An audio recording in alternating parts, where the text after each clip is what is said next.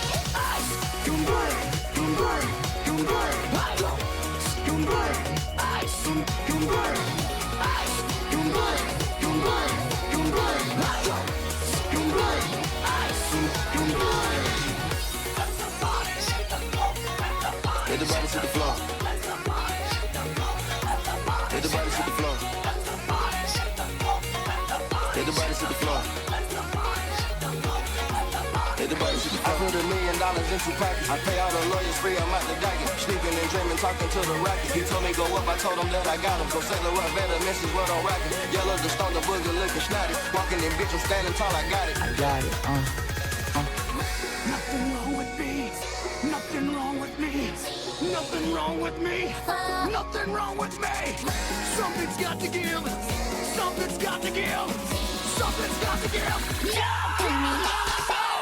Let the bodies hit the floor. Let the bodies hit the floor. Let the bodies hit the floor. Let the bodies hit the floor. Let the bodies hit the floor. Let the bodies hit the floor.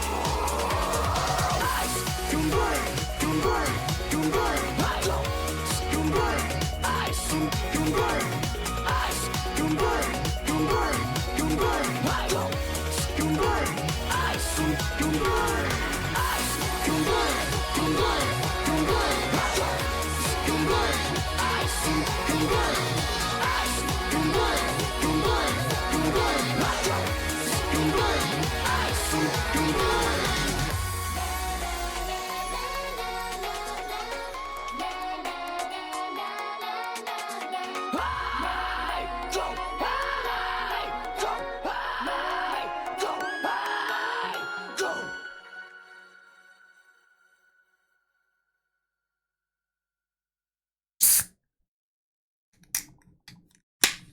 Yes. Yeah, that made a good snap. Oh, excellent.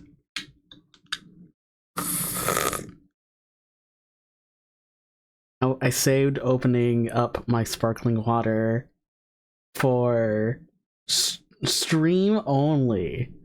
Some hot and sizzy sparkling water hours. Let's go. Hello, everyone. It is I, your... Hold on. Actually, can I go back over here real quick? I might be having a bit of a weird, not like a scuff, but just a weird. Okay. Okay. Beautiful. I fixed the weird. Yippee! Hi everyone. I'm gonna drink my sparkling water. It's strawberry, kiwi, pineapple, and it's delicious. I I will say, this one important fact. If you do not drink enough water, find ways to make water tasty and you will drink more water. Like, for me, y'all know how much I love Circle, but also, like, I've really gotten into sparkling water. For a while, it helped me curb drinking soda. I kind of got back onto the soda bandwagon a little bit. But, like, also, if I want something easy but not too sugary, it's like, ooh, delicious sparkling water. Guess who ate all their gummies on accident? It's me. So, if you were not all aware, recently there was a Love live show concert. Nijisaki's Boom Boom Bee. And I stayed up both nights to watch people watch it. I didn't watch it myself. I looked at all the threads talking about it. And I was so hopped up on the energy of everyone watching it that I ate all my gummies. So, I just want to say that if you do redeem Feed Me a Gummy today, instead, I will be replacing the gummies with delicious Canadian Smarties. Honestly, like, I don't think it's a contest between whether I prefer Canadian or American Smarties. Clearly the chocolate ones are better than the dry, fruity ones, even though I am a fruit candy fan. Also, I really like the box. I'm gonna look at it.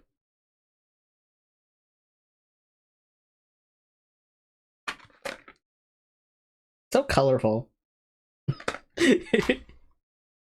Something about, like, North American candy packaging just tickles my brain.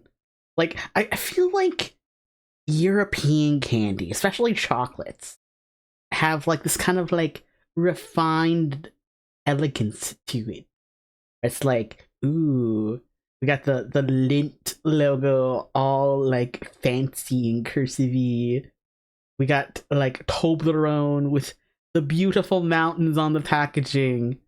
And then we have, like, North American candy being like, this is Crunch Berry Choco Blast, and there's, like, explosions on the packaging. All the text is in fun, wacky colors. It's like, this'll make your taste buds come. Yeah, it's quite the difference.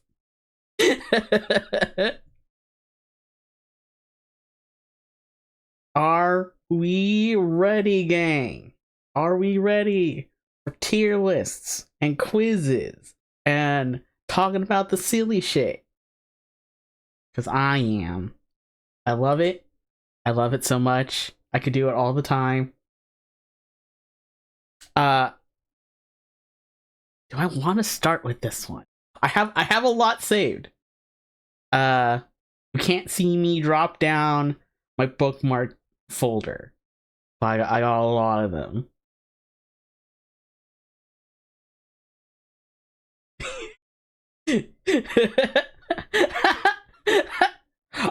I'll admit, I actually haven't seen a lot of like Chinese candy.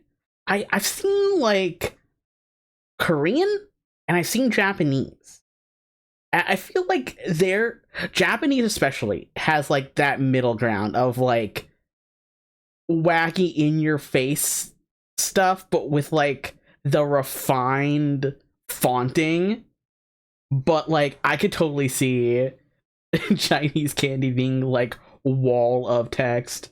I think like weirdly enough, German candy is also real big on just like putting real people on its packaging. There's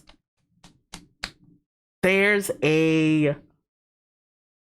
German chocolate bar that, so I follow some culture channels on YouTube, and I don't remember which one it was, but they were talking about a brand of German chocolate bar that normally has like the little Kinderins on it.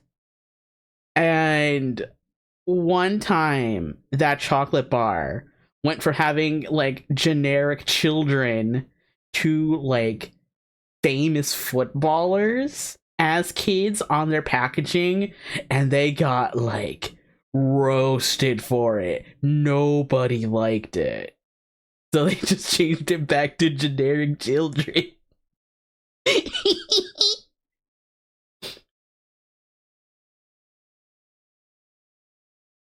Oh, I got such a good list. I, I, okay. So yesterday, I was supposed to have this stream yesterday. Oh, Sane with the sub. Thank you. 41 months? That's crazy. Can you even imagine such a thing? Pats you? What if I pat you back? Pat it. There's a popular Chinese brand of canned sweet herbal tea. Yummy. Where the can is just completely red with yellow text. And literally just looks like medicine to me. But no, it's just tea.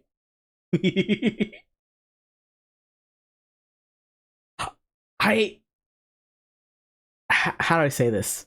I don't see imports very often. You have to go to like an import store to find a lot of like the cool import stuff here in the United States, I feel. But sometimes Kalmana and I will go to like import stores just to rummage, just to peruse. And of course, being me, I'm like, I want to go see all the sweets and treats and drinks and alcohols. Oh, hey, thank you for the follow. Great to see you again. Since you followed, you get the free doot. Yippee. What was I saying? Something about import. Oh, yes. I had enough of not following. Gosh. But when we go to import stores, I check out like the drinks and stuff, and like I love the packaging of tea that gets imported from Korea. Something about it just like is so nice, so clean, so inviting. Thankfully, since Sonic Crossworlds, we have not had any OBS crashes. I think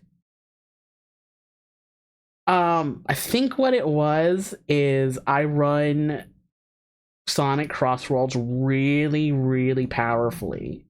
Because, like, you know, my computer can handle it. I haven't been streaming for a while. So I was just like, you know, I'll do ultra high graphic settings for Sonic, my man. So, I think next time I stream Sonic Crossworlds, I'll just kind of, you know, lower. Oh,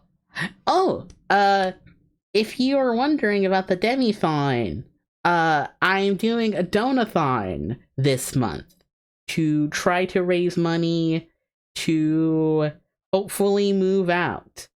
My living condition is not the most intuitive to my life and to streaming, and a friend has graciously offered to have me and my partner move in with her. And I've been trying to raise money this month to go out and see her and see if we could move in with her. So, if you or anyone you know has a few dollars to spare, you can do so at my Ko-fi.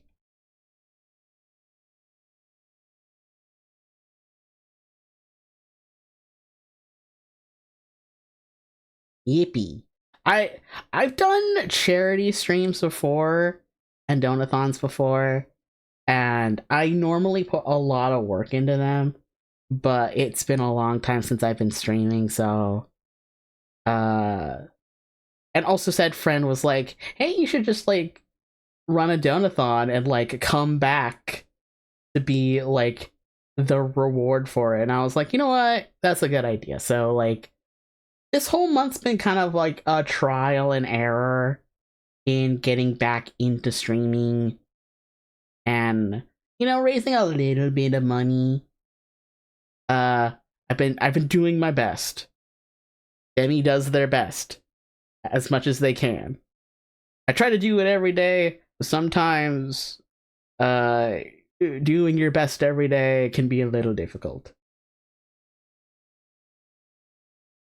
I'm going to have more sparkling water.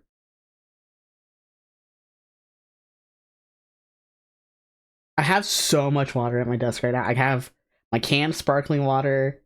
I have 32 ounces of plain water and 24 ounces of ice water. If you can't do your best, you will figure it out. And really, that's all you can really do. Sometimes doing your best means just getting through the day. And, like, I try not to talk about my depressos on stream, because, like, streaming is a fun time for me.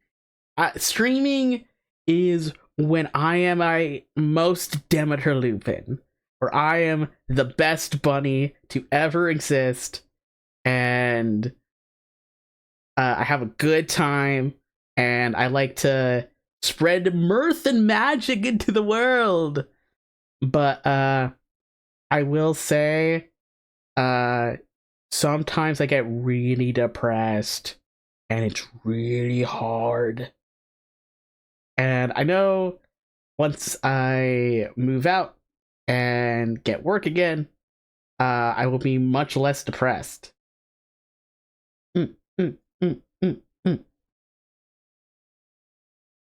Doing your best is wonderful. Yippee!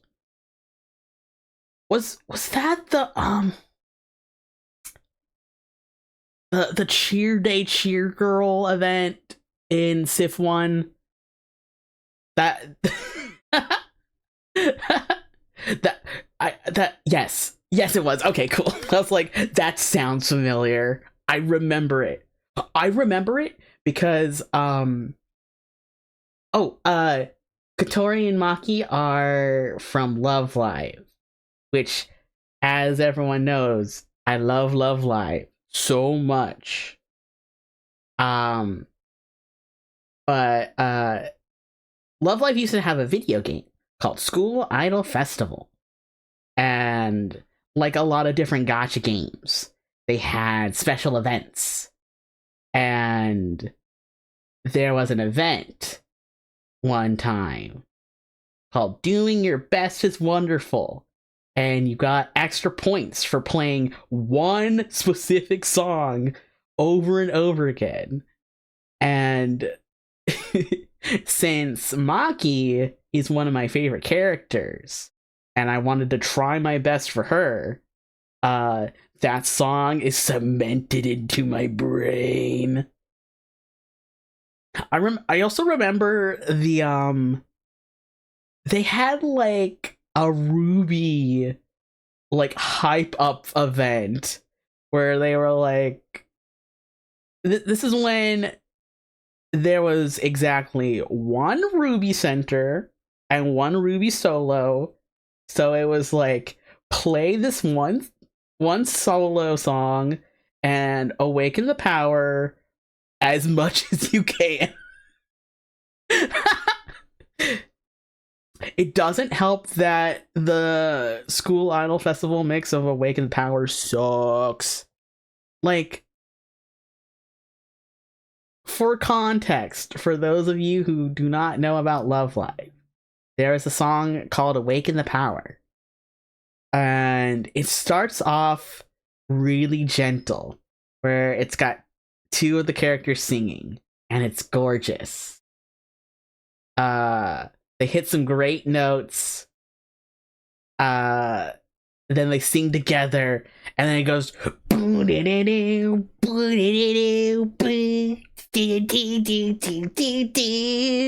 then it leads into like the song proper, and it gets like super high energy after that. And in the video game, it just starts off with the high energy stuff. Sometimes the Love Live games have made choices, for sure, when trimming down the songs to play in the video games. I still remember when Love Live All Stars. Who? Mama! Did someone deliver me on $2? Say, thank you. I will give you another dude for it.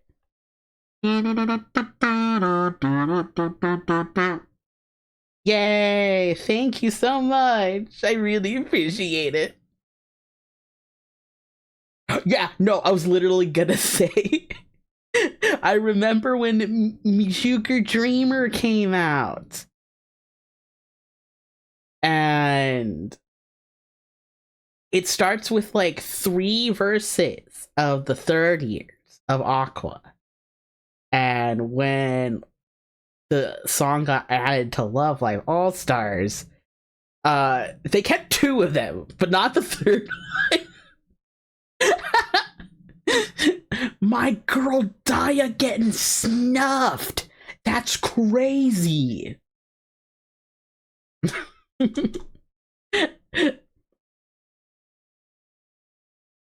Okay, I think we have stalled long enough.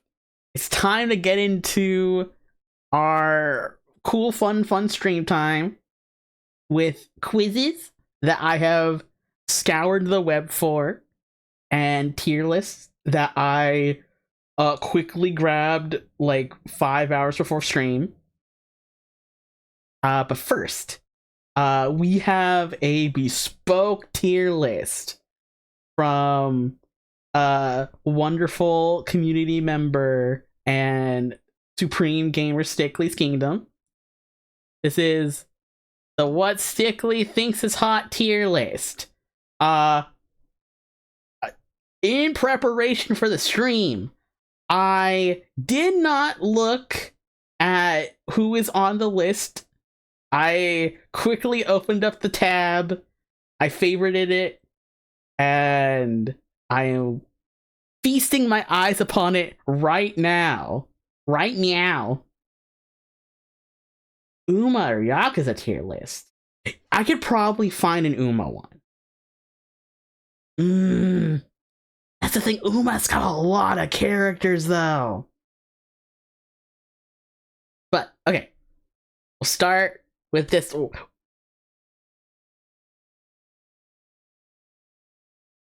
Wait a tick. Wait a second here. I see someone.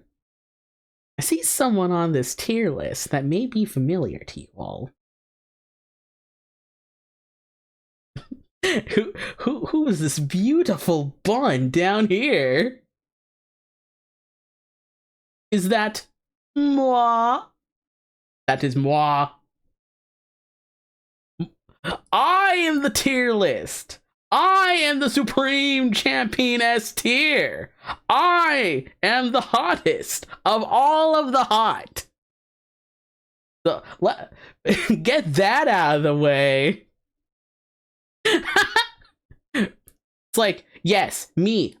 I'm the hottest. Hello.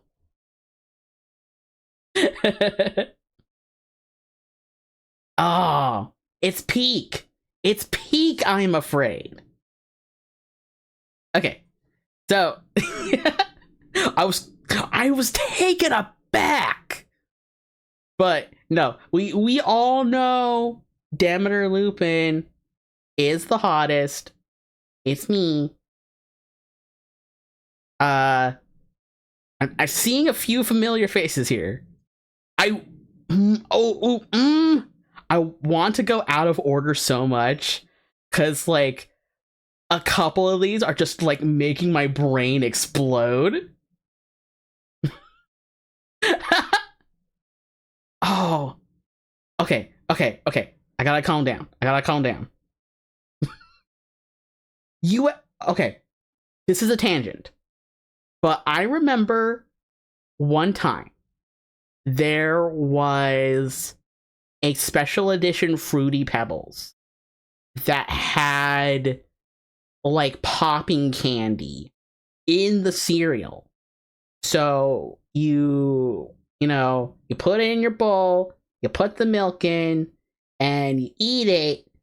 And while you ate your Fruity Pebbles, there's popping candy that kind of like prickled your tongue while you ate it.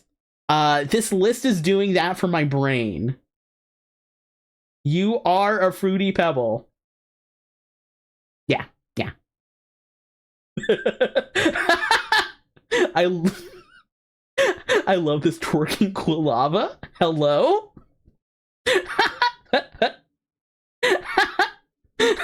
Okay. Oh, yeah, hold on. Can I find it? Can I find it for you all? Fruity Pebbles Pop Rocks.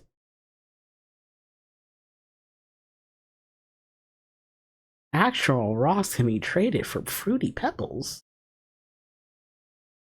Poppin Pebbles fizzes in your mouth with burstin' berry flavor. That's it. That's the bitch. Okay.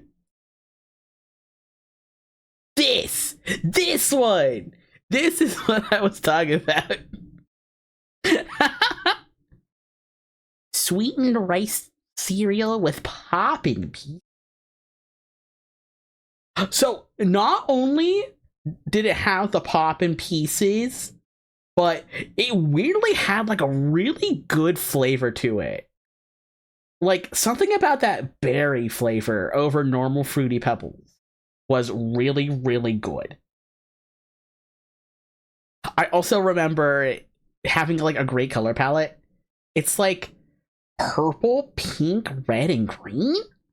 Like primo color palette.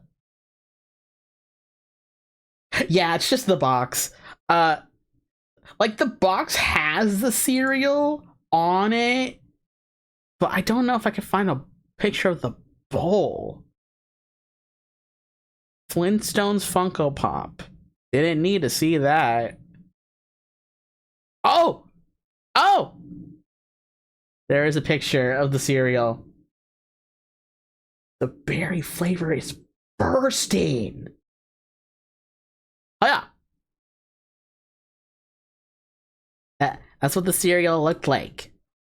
It was like purpley pinky, and it's got a little green, got a little red. So I'll put a half a strawberry in here. Food beast. Okay. Okay. Tier list for real. Uh. I see Alex Yick here. How do I say this?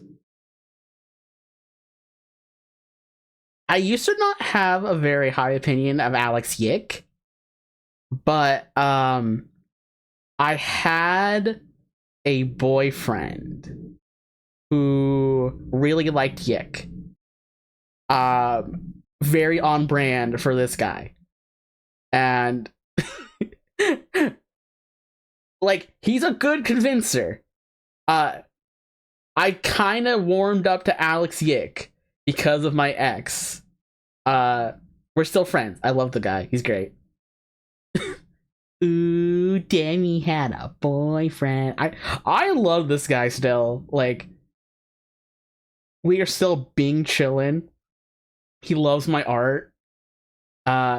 Pretty much anyone who is like very positive about my art, I'm like, I love you.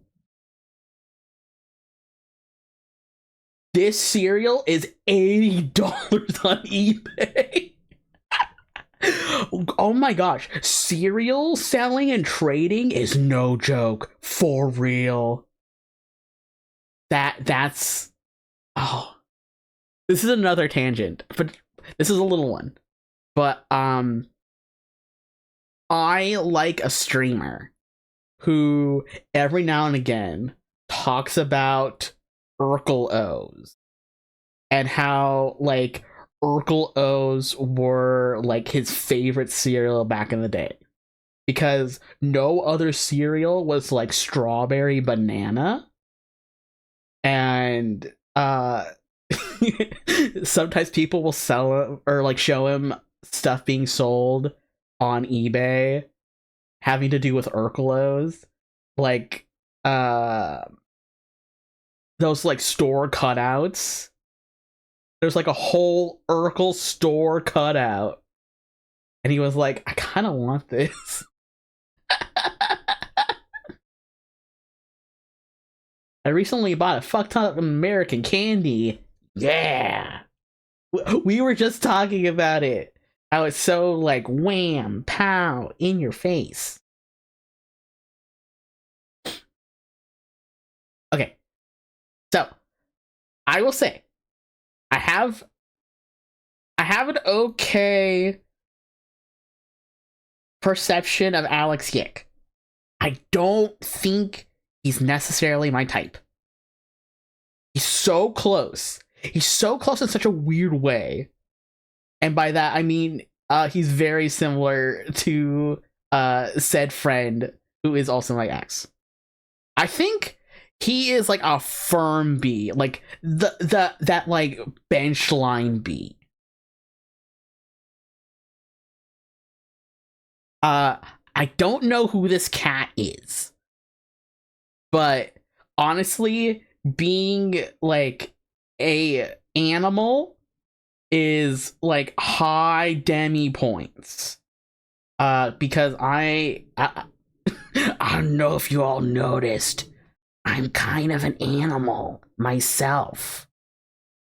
And not just in a metaphorical way. I mean, I'm literally a bunny. I also really love the vibe that black cats usually have, character-wise. I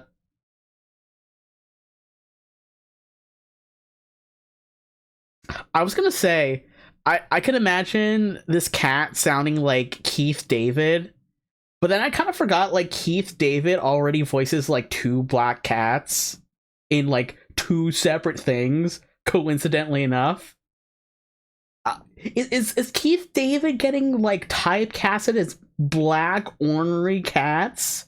Who knows? I do like this cat though. I will put this cat in A tier. If you click right and open the image in the new tab, let's find out.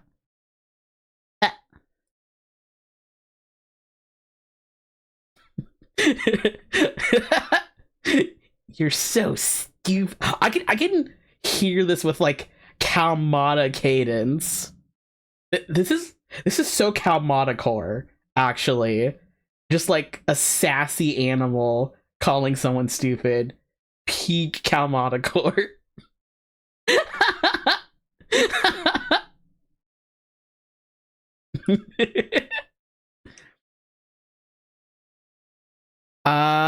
I don't know who this guy is.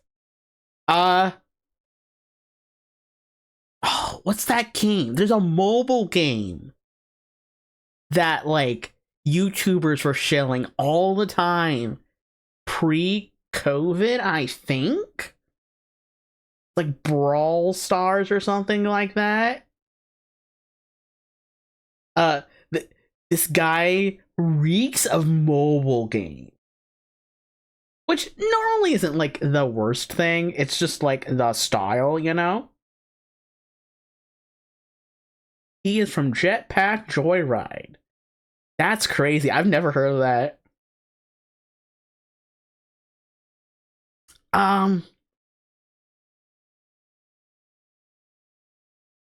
It reminds me of someone. I don't. What's his name? Same creators as Fruit Ninja. Ooh, okay, okay.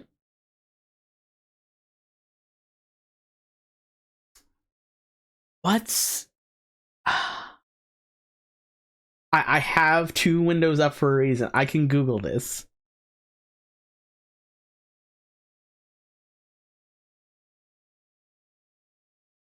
Is that his name? Nathan Drake? Yes, okay. He reminds me of Nathan Drake from Uncharted. I don't know why, he just gives me the vibe.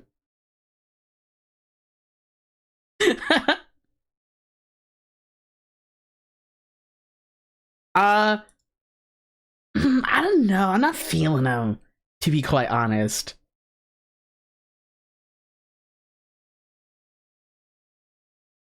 I think, like, C. I don't find him detestable. Is this fella, is this friend right here, like, some kind of, like, goat or ram?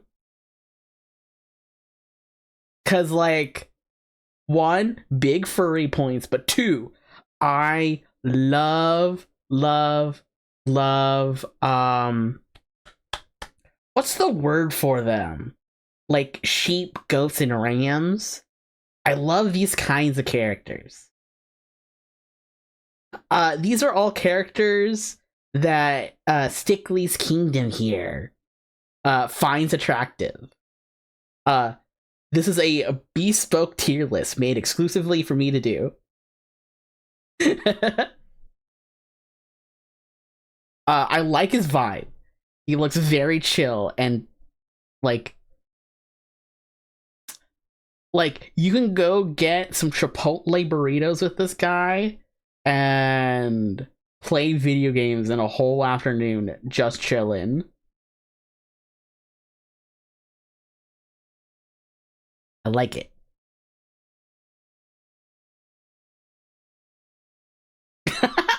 Yay! I was gonna say stoner, but I was like, I don't think like stoner super. Like it's the vibe. I don't know who this guy is. He does look very handsome in this tiny picture though. Claude Debussy. This sounds familiar. I this is the one character I'm going to Google.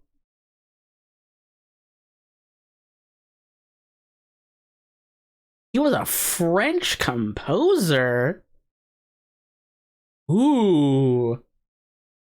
Ooh. Okay, I'm just gonna say, like, very quickly, very handsome. I'm probably gonna put him in S. Like, I'm just kind of like looking at his Wikipedia now, like, oh.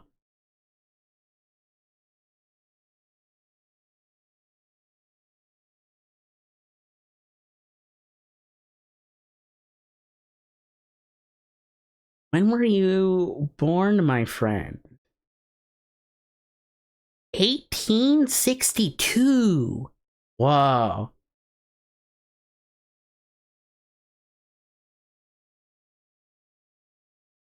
1862 to the early 1900s.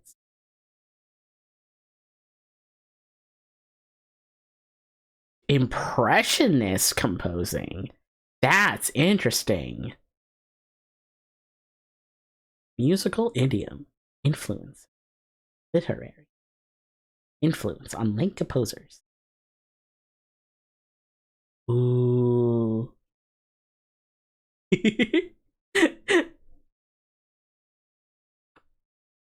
I don't talk about this very often.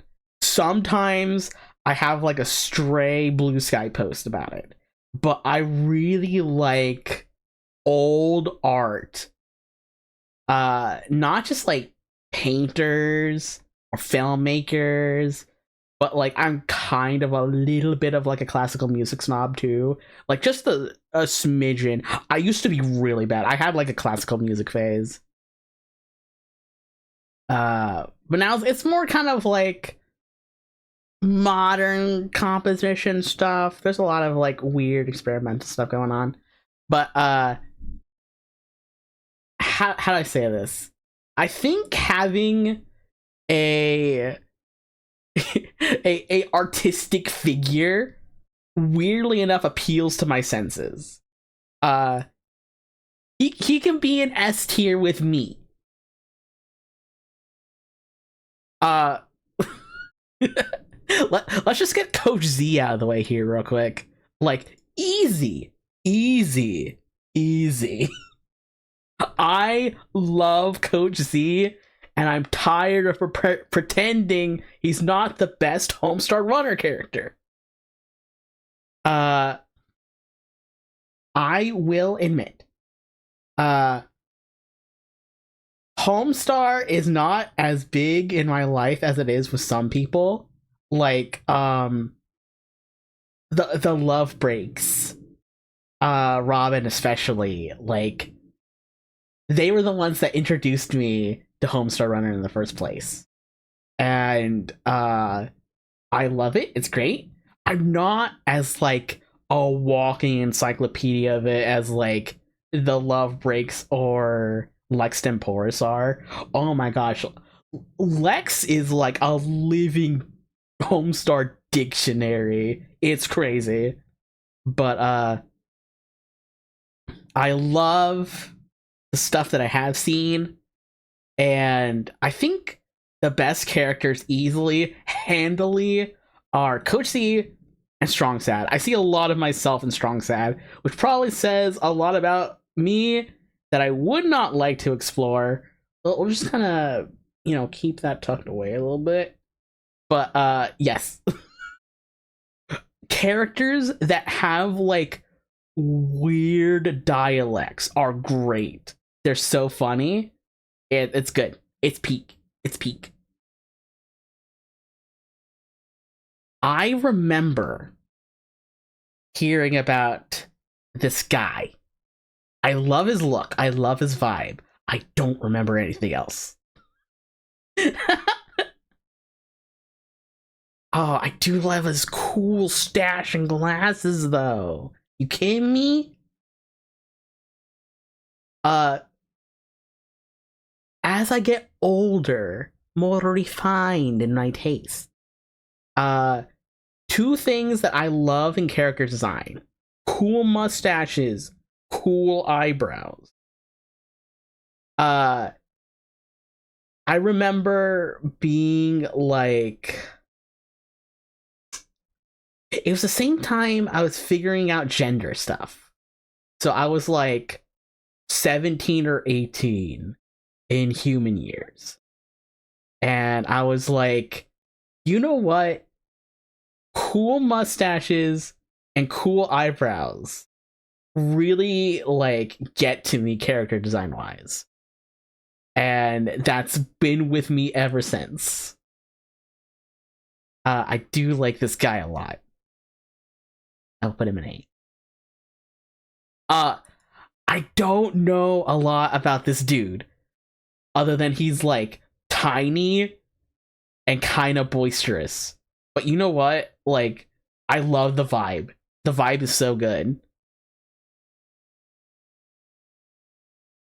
Weirdly enough, like, you ever see like a character design that's just so normal, but it's kind of iconic?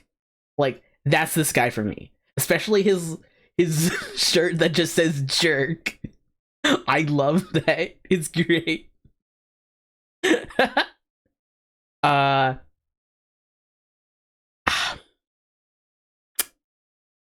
yes, S tier. I don't know what this is. I'll need to see it bigger. DJ Subatomic Supernova. Whoa. Okay. This is weird to say, so I'm gonna take a sip first. Gotta stay hydrated. I like characters that are abstract. I feel like it's kind of in the same vein as people that like elder gods and like biblically accurate angels and that kind of thing. I love characters that are just kind of like shapes and like is non-Euclidean the right word? I don't think it is. But like abstract characters. I love the vibe of it. I love the vibe of this character a lot. Very cool.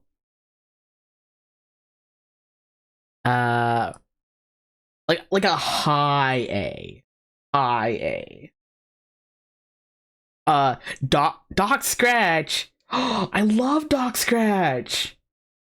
I think Doc Scratch goes into S, to be honest.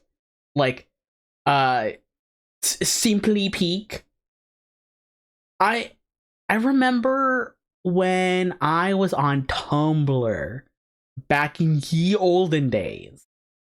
I eventually got into Homestuck at some point, as you do when you're a Tumblr user back in like the early 2010s.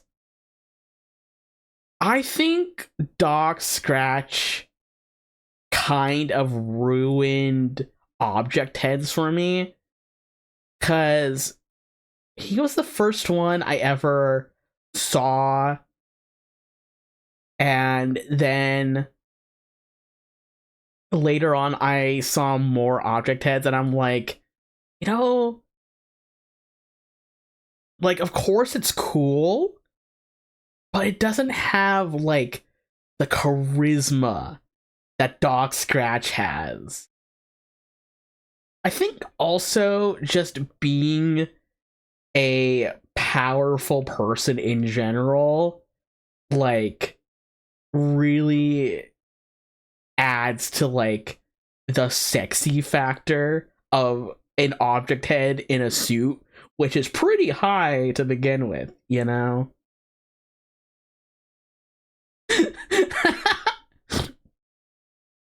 All Doc Scratch ripoffs, I tells ya. Yes, this is a bespoke hot character tier list. It's going very well so far, as you could tell.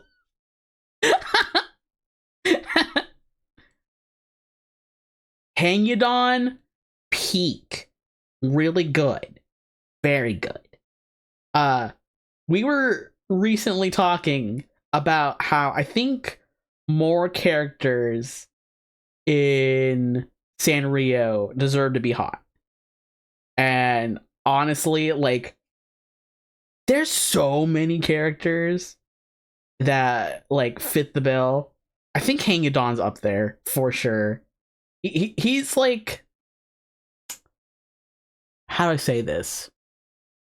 There's not a lot of like typecasting that people do for people who are trans masculine like me, but I see a lot of people saying that like non-binaries and trans masculine folk have like this certain energy that's very like gonzo coded.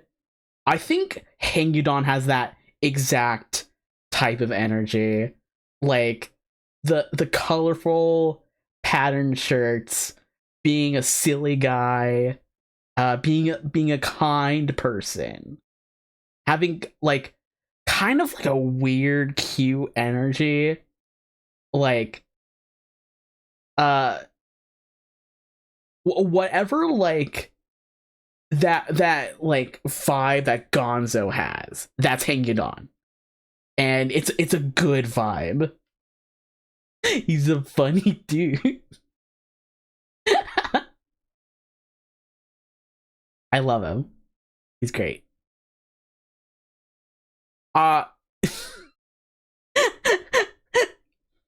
Now, I've said this before, and I'll say it again.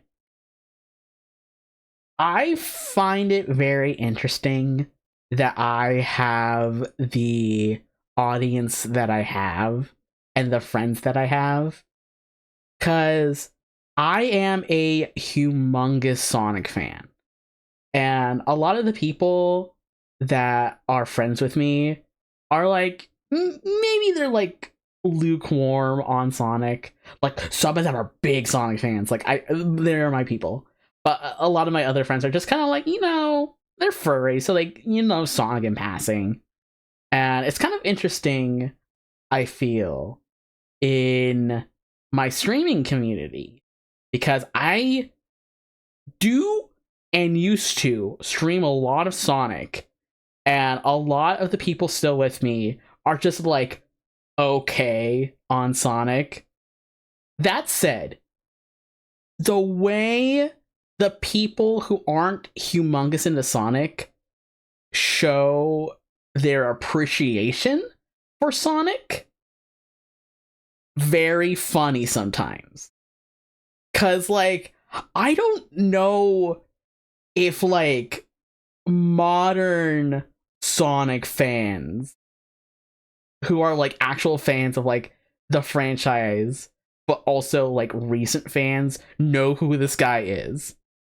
I forget his name like half the time. Was it just Irish the Hedgehog? Yes. Okay. So I will show you a big picture of this fella, cause it's so funny.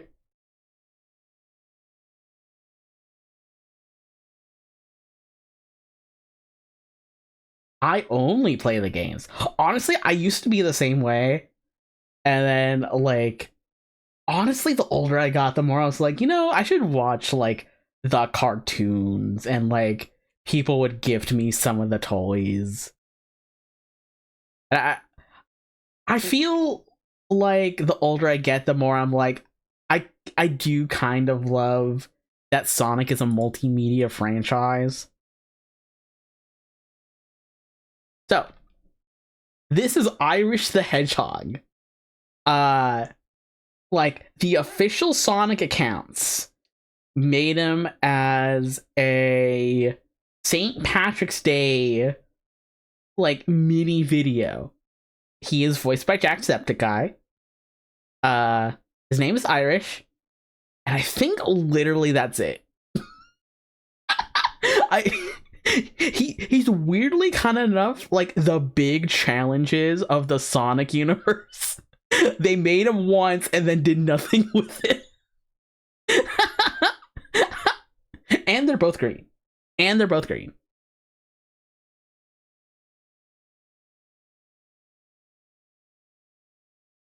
Does the official Sonic Wikia have a page on Irish?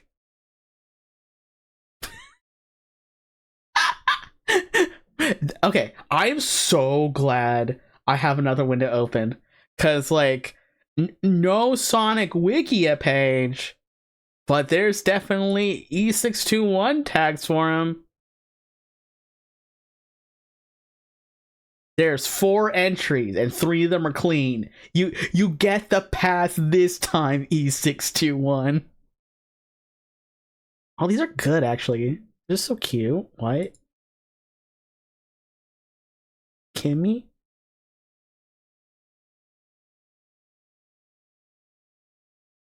Oh, I love it. Okay, let me close E621 before something terrible happens.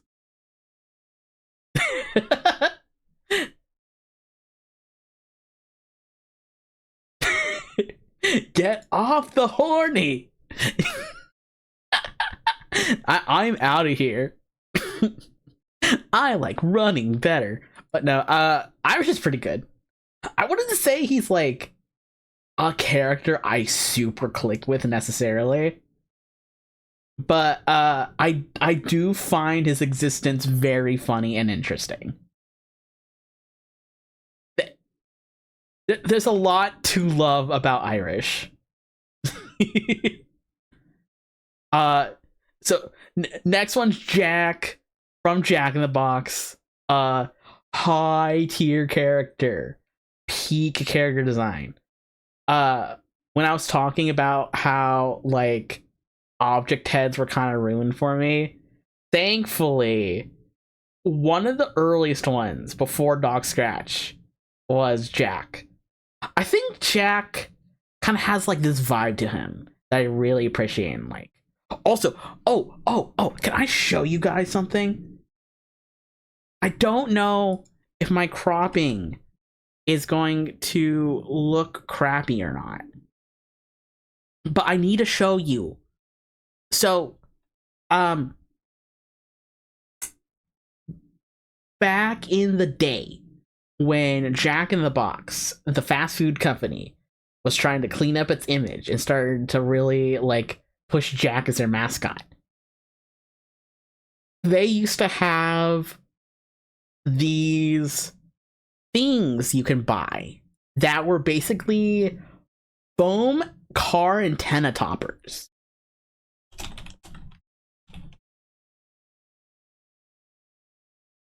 And can I find a picture? Maybe I can show you the picture instead of the video. Kinda. Actually, you know what? Let me just show you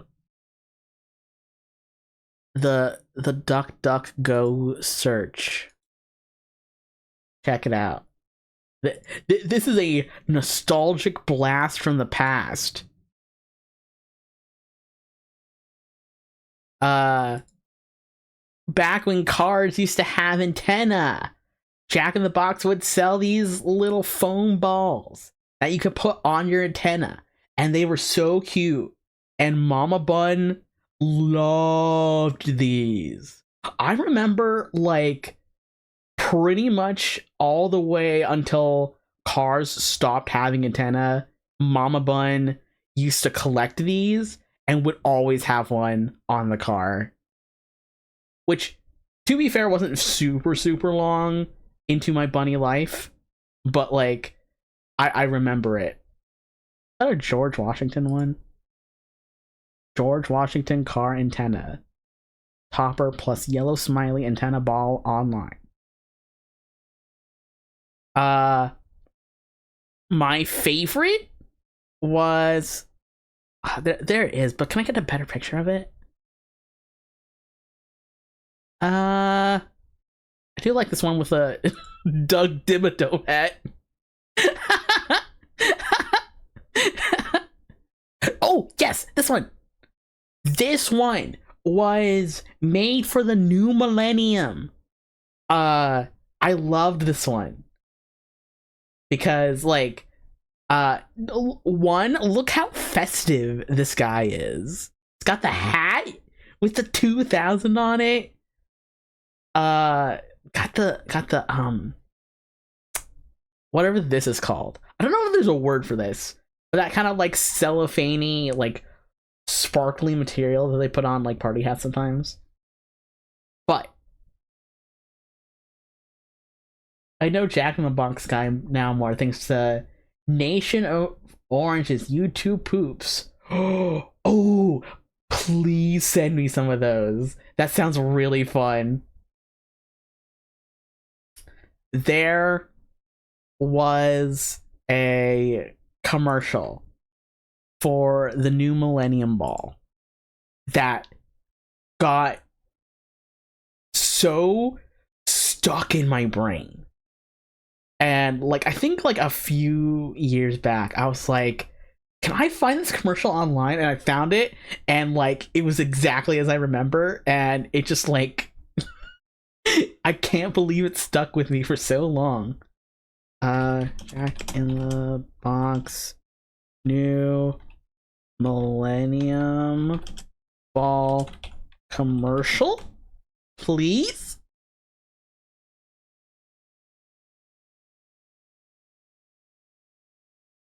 There's a lot of Jack in the Box commercials specifically for the little balls. That's great. They deserve it. Yes. Yes. Okay. Let's see if the cropping sucks or not. I hope it doesn't. Okay. The quality is bad, but check it out.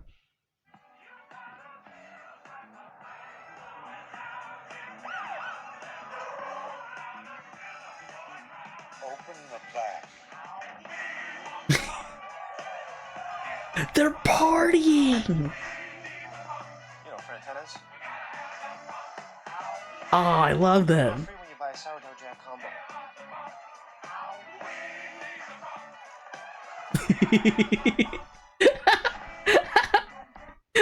I love that one. I love that one so much. Also streams Starry Night Serenade by Emma Verde.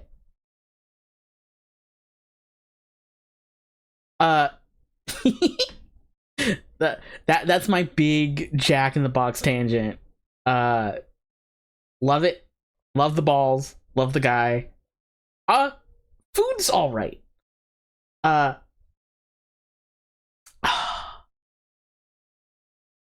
Sometimes the Fox Spirits will get Jack in the Box, and my go-to is the croissant breakfast sandwich just with egg and cheese. And since it's a breakfast item, it comes with a hash brown patty instead of fries, and I'll put the patty on my sandwich, and it's really good.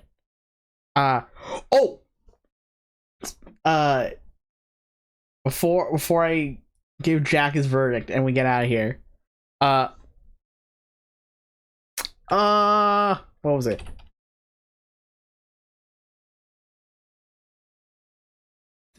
They used to have a sandwich that I loved so much that I don't think they do anymore.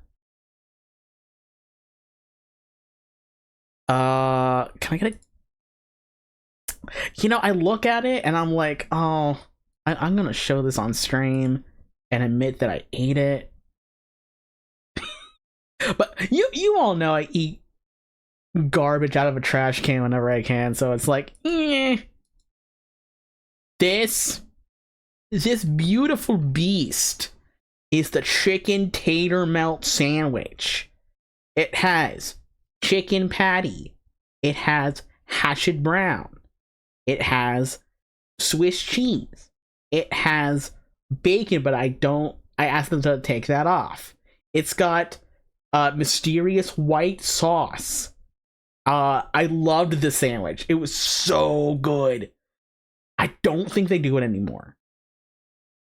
Because this sandwich used to be on a menu that was... It was like their midnight munchie menu. It was... I want Jack's mysterious white sauce.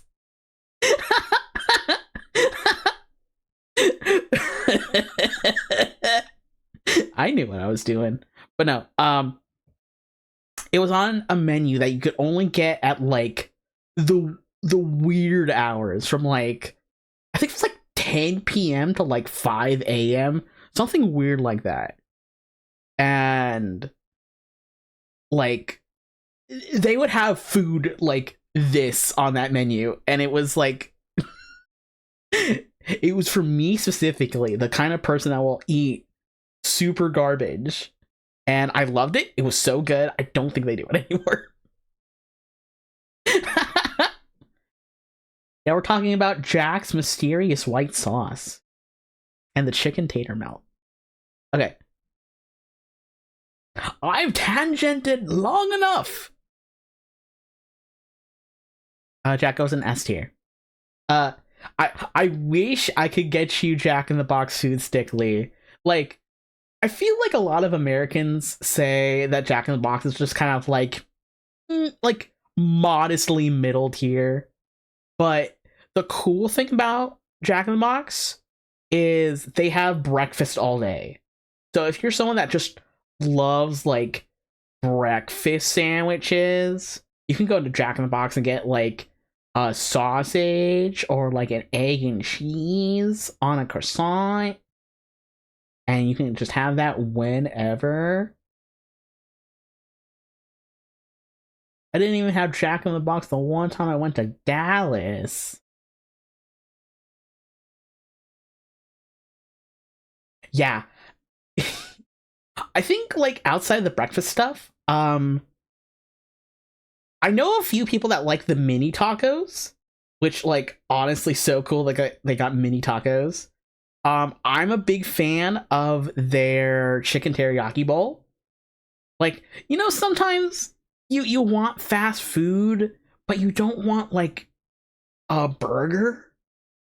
And they're just like, hey, here's a bowl with like rice and broccoli and chicken. Like, that's some good stuff.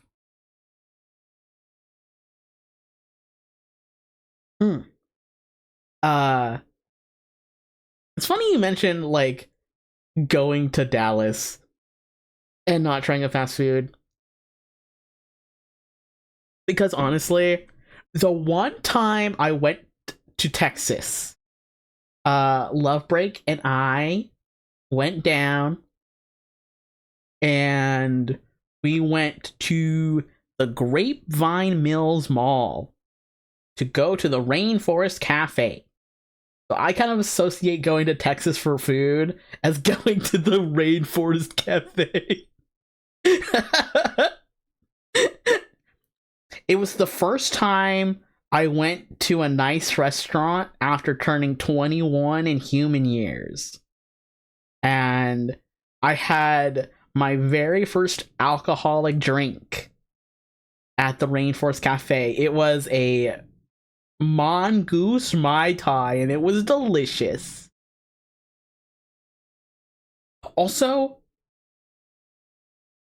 what is the Rainforest Cafe?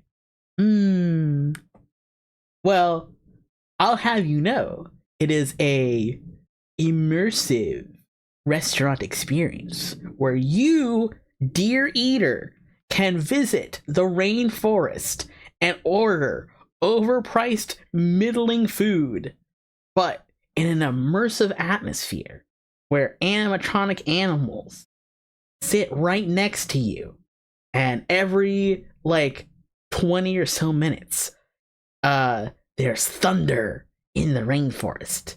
All the animals go crazy.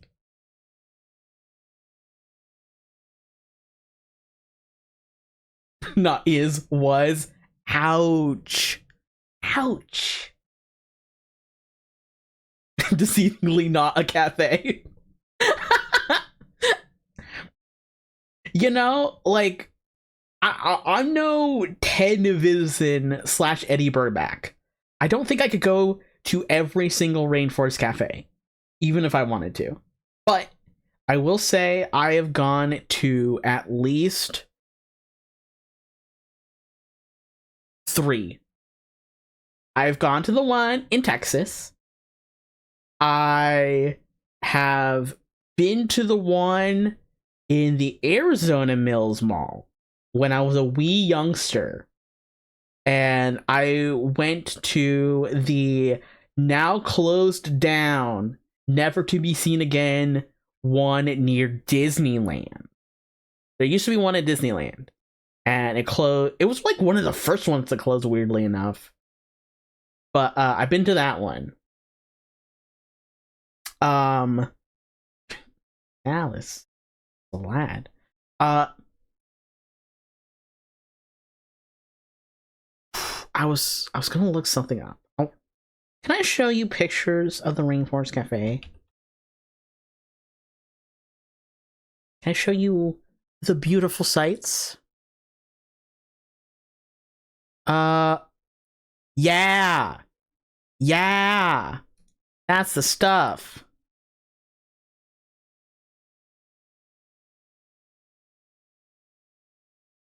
Like, all of them just look like this, honestly.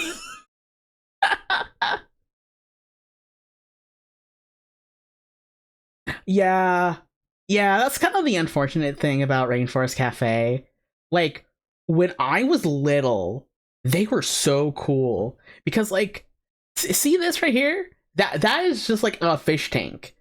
And when I was little, they actually used to have fish in the fish tank. Now they don't even got fish in the fish tank.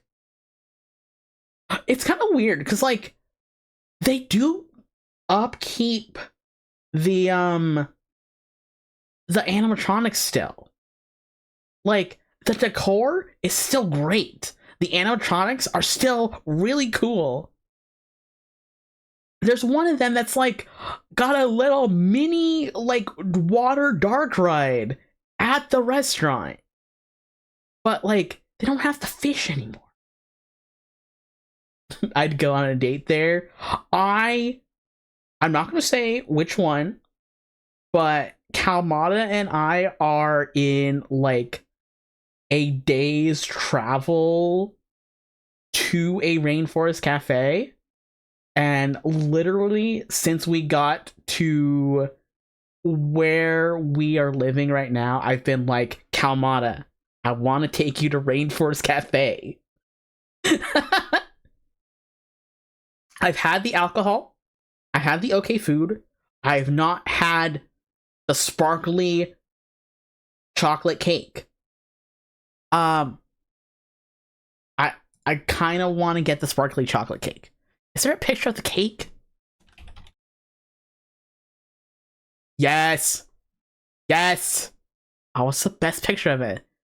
Oh, they all look good. There's a cake you can get, which is just like, you know, a normal cake, except it's got a sparkler on it. It's probably got a great name. Let me go to the menu and find out what this beautiful thing is called.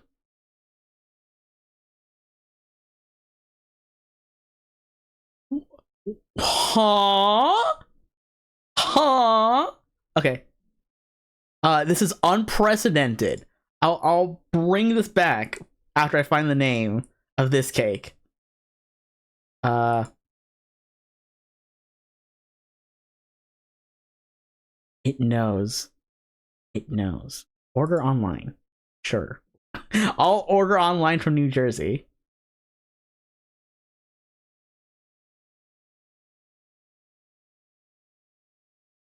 No, I did the thing. Blah, blah, blah, blah, blah.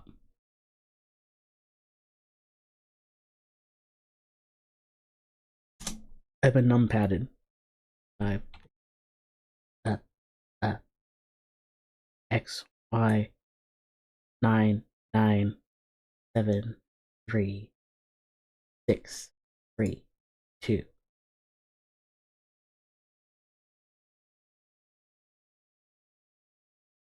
Can I just like look at the menu? Please shop.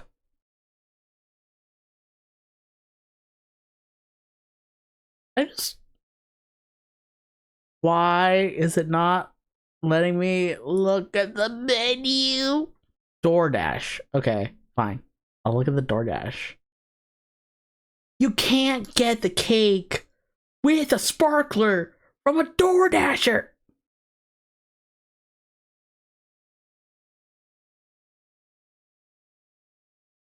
Dessert.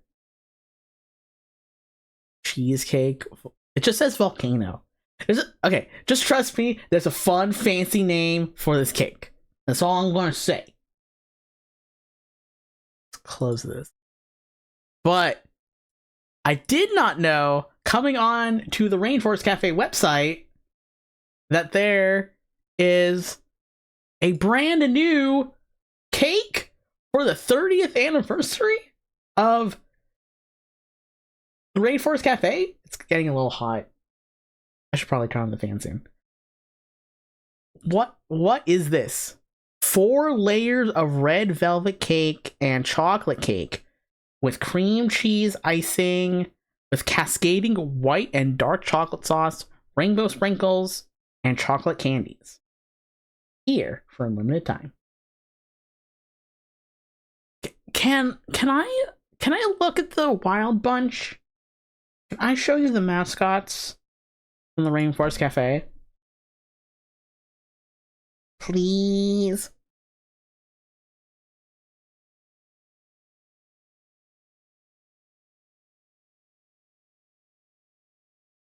Oh, there's a walk around cha-cha. You kidding me? What? Get out of here. This is the Wild Bunch. They're the mascots of Rainforest Cafe. I want merch of them so bad, but they don't sell merch of the Wild Bunch. So you'll notice, if you're astute and a genius like myself, that there's wording over here that says a wild place to shop and eat. Now, this is not untrue, because when you go to the Rainforest Cafe, before you get into the actual restaurant, there's a gift shop with, like, you know, if you've gone to like a zoo and you see the gift shop there, it's kind of like that. They got animal plushies, they got cups, they got magnets with maybe your name on it, maybe not. But you know what they don't have? They don't have the Wild Bunch. And I want the Wild Bunch. Taken my H. Yeah, the frog, my boy Cha-Cha, he's great. I love him. Ah. Beautiful. Okay. It looks like a horrible dining experience, but I want it. Yeah. Yeah. Sometimes themed food is just like that. Remember the time Paul Blart beat up a guy in a Rainforest Cafe? I don't remember that. Was that in the first one or the second one? I'm not going to watch either. I'm just going to take your word for it. So tell me a good word and I will believe you. Don't betray my trust.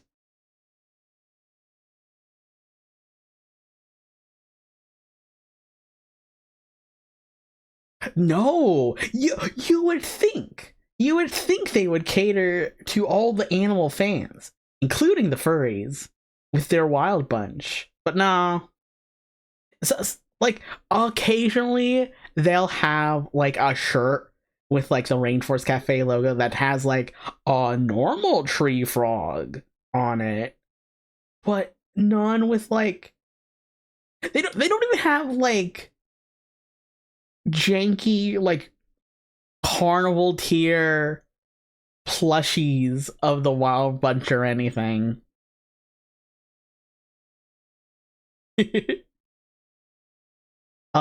Rich furry petition. Get merch of the Wild Bunch. Oh, actually, I'm coming in close. Hi. So, Kalmata has a bit of a hobby of looking into furry sex toys. Sometimes they get them, sometimes they don't. But last night we were like talking about them and just kind of like admiring the artistry of them. And one of the things that I mentioned to Kalmata that I really like about places that make furry sex toys is sometimes they make them that are very clearly inspired by certain characters, but because of their certain characters under copyright, they can't explicitly say it is that specific character. So what they do is they just like make the thing and they'll give it a discrete name. Like the one that Kalmata showed me. It showed me a few. But like there was a like a hole that you can use for whatever you want. And it was like canid based. But there was one that just had like a Lucario color palette. And they couldn't call it Lucario, so they just called it Steel. And like the the picture for it was so funny because it was like Steel and it had like the Pokemon font for it. And it was very clearly Lucario. But, you know, there's so much you can get away with. And furries are really good at skirting the line with that. And I find it very fascinating and really funny. I'll see if I can find the picture for it and post it in the lewd chat. Because it tickled me.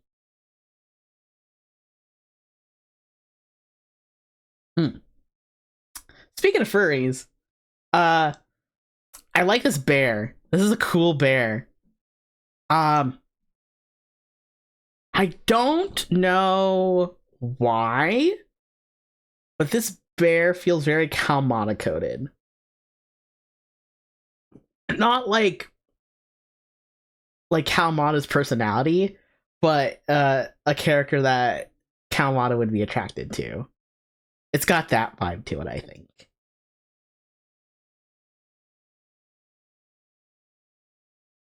I don't mind a Bara furry on occasion. I don't think they're a lot, I think, but I don't dislike them. This is another like good strong B. B for bear.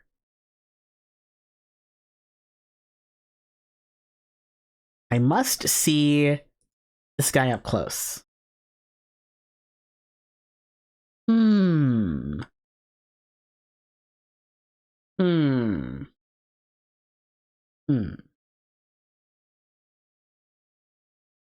This guy feels reptilian coded.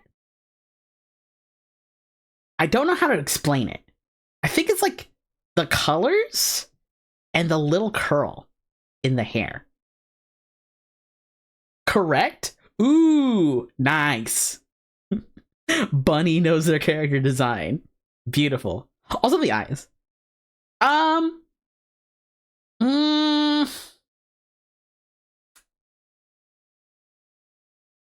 I think this is gonna be the first one I put in the bottom tier. I do like the design. I don't think it's hot. Poisonally.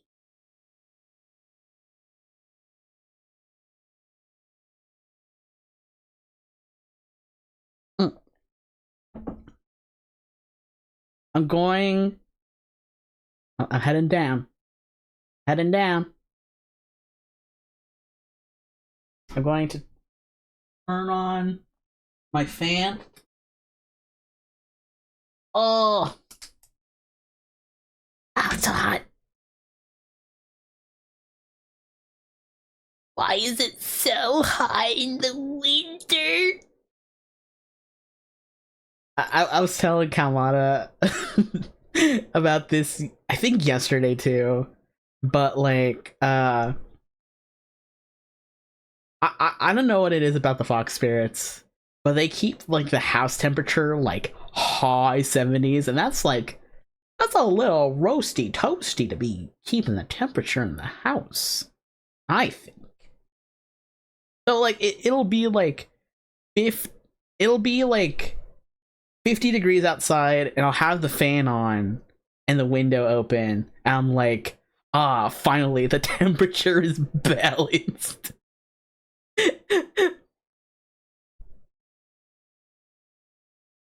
Green skin, orange hair. Is this Blanca? I love this puppet guy. I love this puppet guy a lot. I love that kind of like new wave puppetry going on. Like the ones very clearly inspired by like Jim Henson that aren't Jim Henson. It's such a good look. Such a great vibe. I don't know why, but like I'm fine, but like my tracker is kind of making me jerky a little bit. So I'm gonna disappear for like a second. Check this out.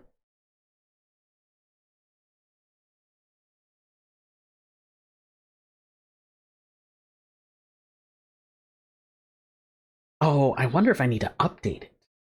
Huh. Okay, I think this should be fine. Yeah. I like this guy. I like the nose. I like the face. I like the hair. Solid B. Oh, what was the guy? There's a comedian who's a puppet that I really like. Sometimes I get shorts on YouTube of this guy.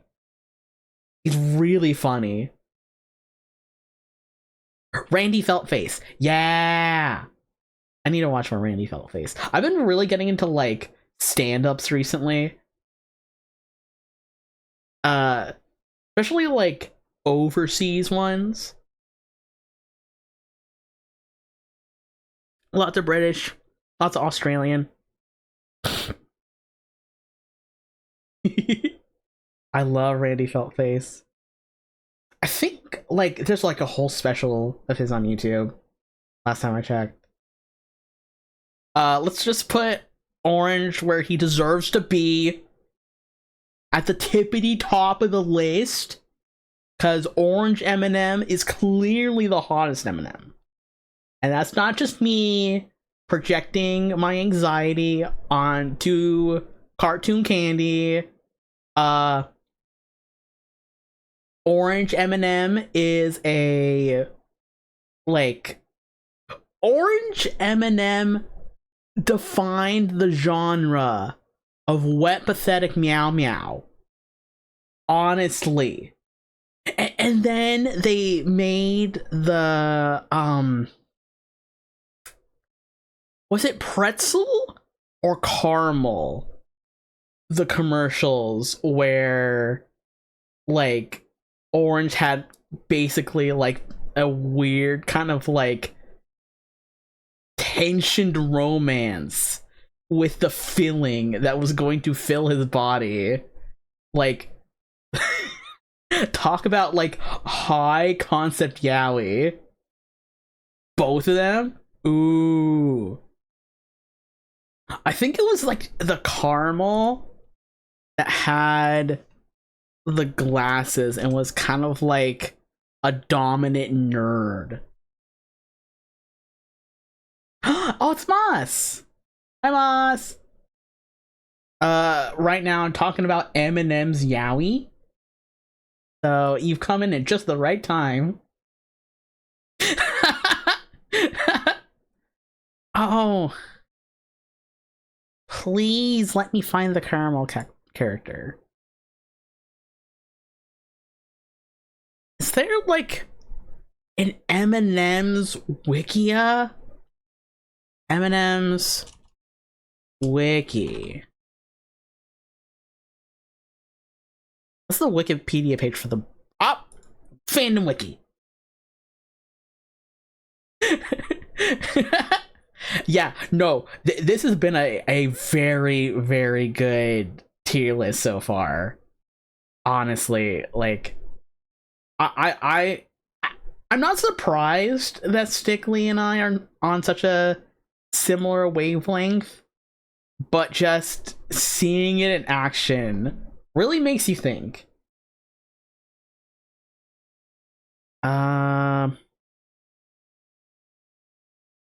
Yellow classic, tan, Mr. Runch from the video games, Shrek, Spokes Candy. Oh, that's the pretzel guy.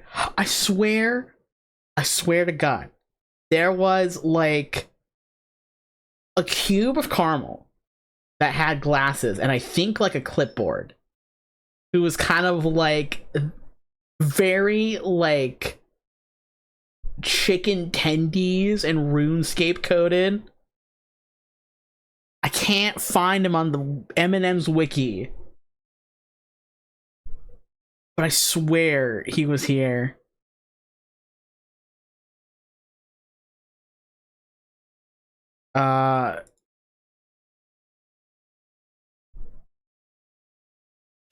Shrek.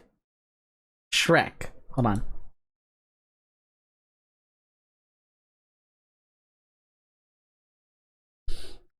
Shrek is the main protagonist of the franchise of the same name, who appeared in 2 M&M's commercials in 2004 and 2007 for the ogre-sized M&M's chocolate candies.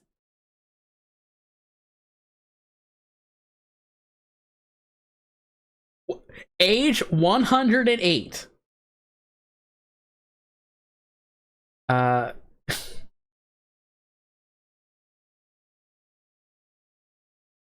Caramel Peace Guy.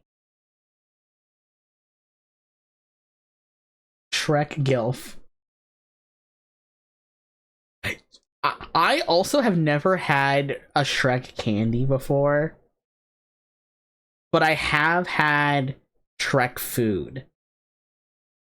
I'm going to make one last bid to find Eminem's character. Oh, there he is! Oh, thank you, Sickly. Oh, yes. Oh my gosh. Oh, this picture's so tiny, but so perfect. Wait. Yes. Copy link. Yes. Him! That's the guy! That's the guy! Oh, he's so tiny. This picture's so tiny. This guy.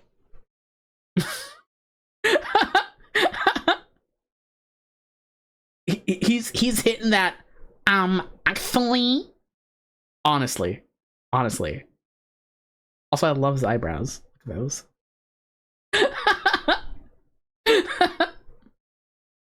Have you played the OG Xbox launch title Shrek game, colloquially known as Shrek's?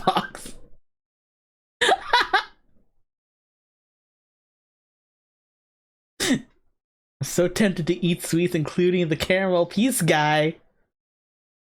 That's really the rub, isn't it, though? It's like, they're sentient, but they're also delicious. Do you eat them? I guess a lot of the time in M&M's commercials, like, they do get eaten. So, like, I guess it's fine if you do. Appealing to the vor enjoyers.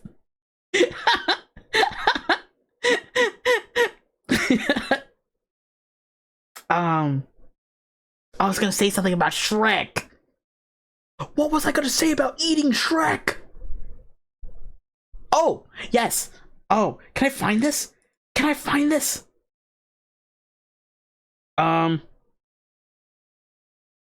Burger King, Shrek, green apple. The fast food dipping sauce 90s kids will remember. Especially if you want to get slimed. Burger King slime sauce. Was this, like, Nickelodeon coded this whole time? I misremembered it. Shrek? What? Oh no. Oh no, I was wrong.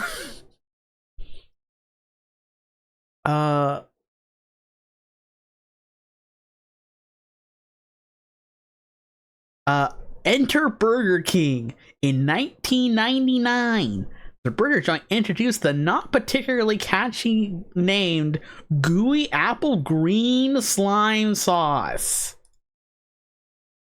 Yes. Yes. Yes. Oh, yeah. It was a perplexing but undeniably creative culinary decision to introduce a saccharine apple-flavored sauce in which to dip chicken tenders. Why did Burger King do it? To capitalize on the popularity of the kids' channel Nickelodeon and the green slime that would become intertwined with the channel's entire image. The sauce was described as having a taste similar to a liquidated Jolly Rancher candy and was just as sweet.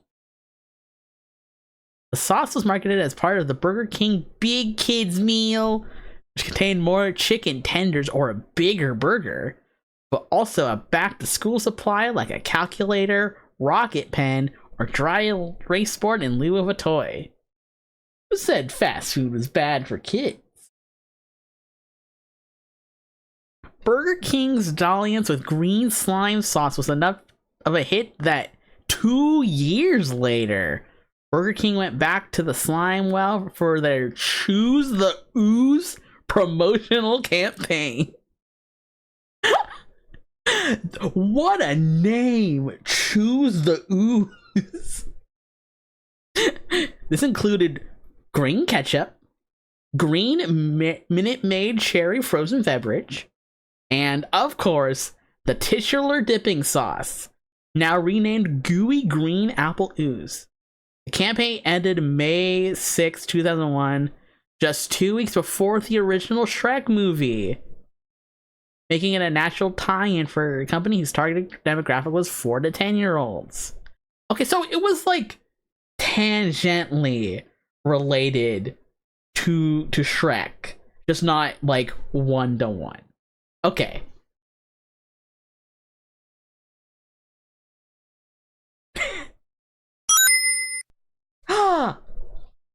Heavenly Punch. Thank you for the follow. Right now we are doing the Demeter Lupin stream free bingo space, talking about food. I was in the middle of a tier list, but I remembered the green apple dipping sauce from Burger King back in the 90s. Back in the 90s.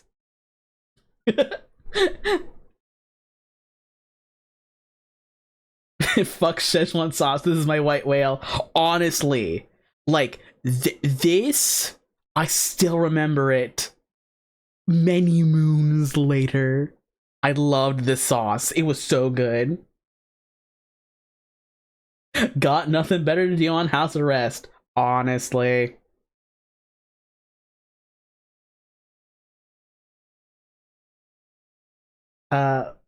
Number 15. Burger King dipping sauce.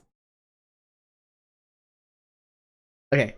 I gotta get out here. We went from talking about the orange M&M and the pretzel and the caramel being boyfriends to Burger King dipping sauce. Can hardly concentrate on Genshin Impact. Okay. We gotta go back. We must go back. I know who this alien is. He's from a movie. I see the poster and the trailer so vividly in my brain. I know him. I know him in my heart. I remember this came out at a time where I was young enough to be kind of like a little scared of him. Paul?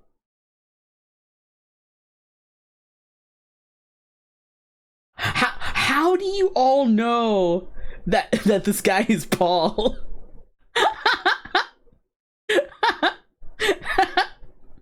Oh, I'm so lucky to have you all, my beautiful gamers.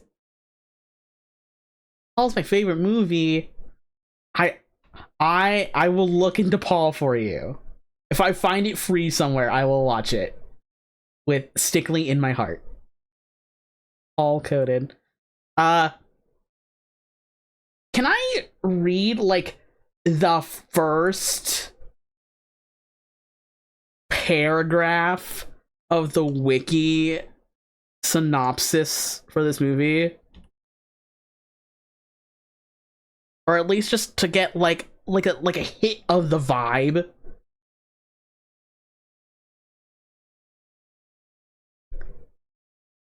Who's in it?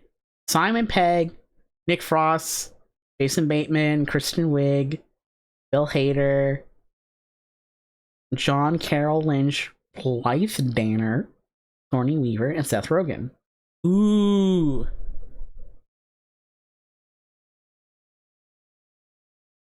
It's a British science fiction comedy road film.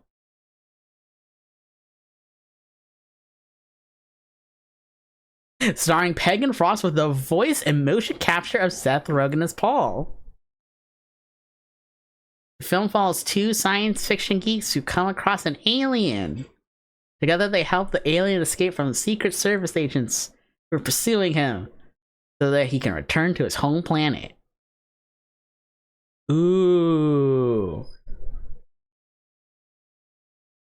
Honestly, like, based on the description and all the goodwill that I'm hearing about this movie, I kind of want to check it out. Especially since I've been trying to like watch a lot more like British comedy stuff recently. I've really been getting into my British comedy, and like I need to watch more like movies of it. Like I have not seen like the Hot Fuzz or Shaun of the Dead style movie, even though I heard they're really, really good. I need to watch more, for sure.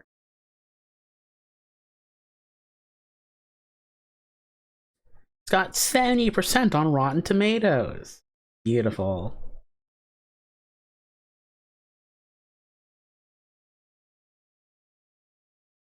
List of British films in 2011.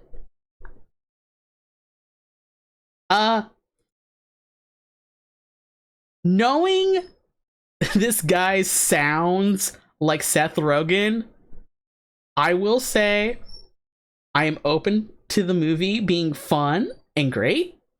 I'm not a big fan of Seth Rogen, personally. There's something like... You ever just get like, not even like a bad vibe or like a red flag, just like that gnawing feeling of like, I don't like your vibe. something about Seth Rogen I don't like the vibe of. Not even like a moralistic way, just like a nah.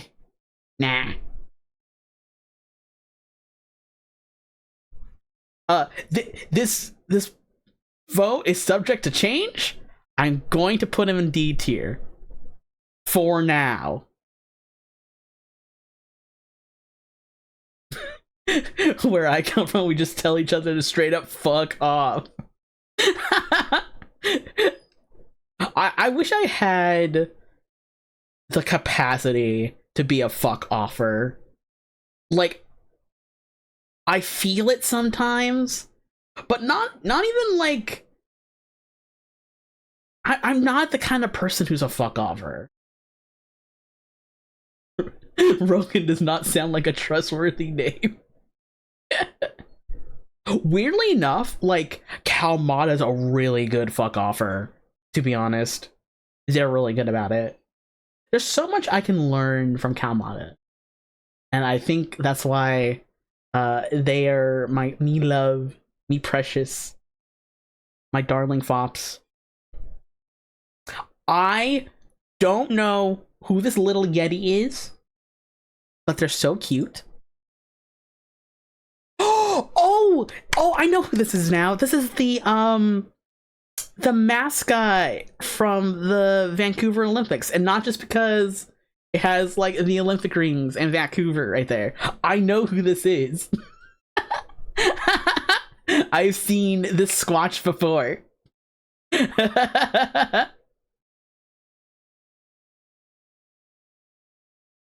I used to not be a fuck offer, but going to college downtown in a major city has broken me.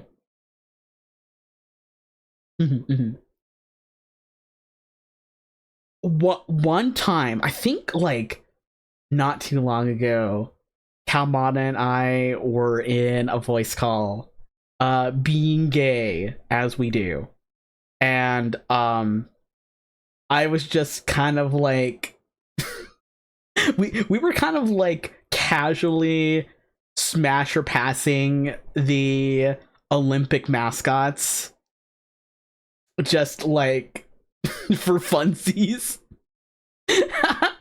And I think we were both in agreement that like the Vancouver one's a great pick. Can we recreate the magic? Because I know there's a Wikipedia page that has all the mascots.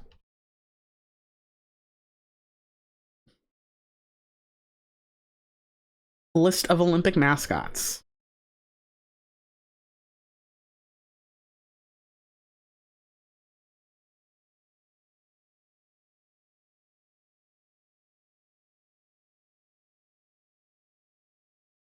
Like, not all of them have like pictures, but there's definitely like a good chunk of them.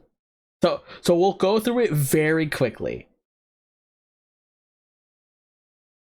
Oh, there's sports talk in my chat. What the fuck? please continue to talk about sports, but I'm just like, oh no, people that like sports. Pass. That's a dog. Smash. Kappa. Cute. Is that just a real dog? Smash. Look at this cute dog. Smash. Smash. Smash. Super Smash. Look at this fun guy.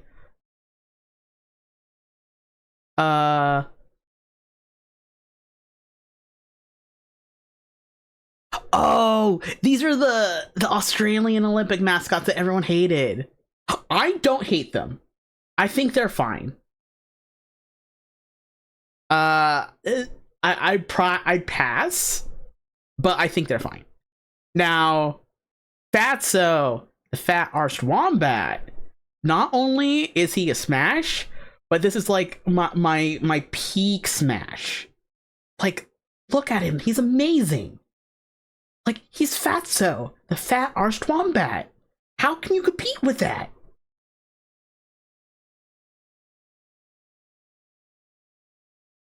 Uh, these are all friends. Smash, smash, smash.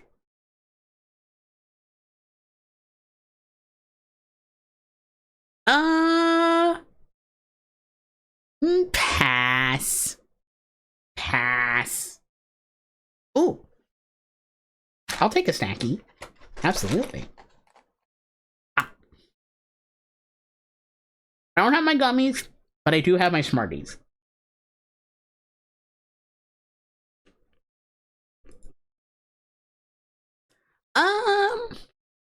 I'll pass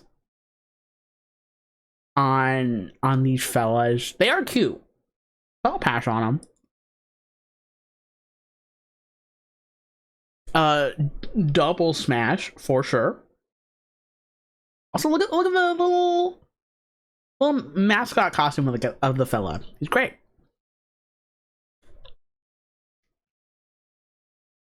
The Vancouver Art Gallery is the main exhibition space for the city.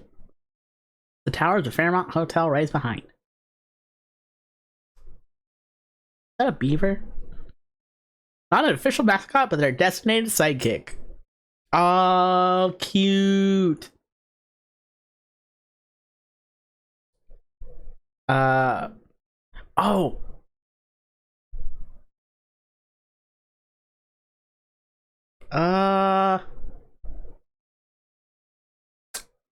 Cautious smash. Like, I would put them in smash over a pass, but it's iffy. It's like right in the middle.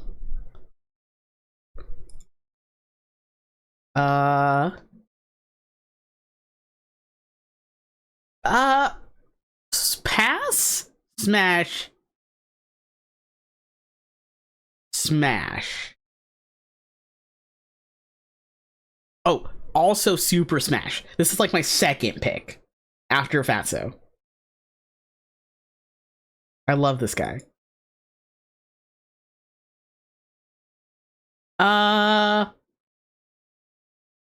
Modest Smash.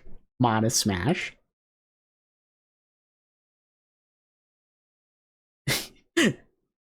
the picture representing him. Just the coin. But definitely Smash, for sure.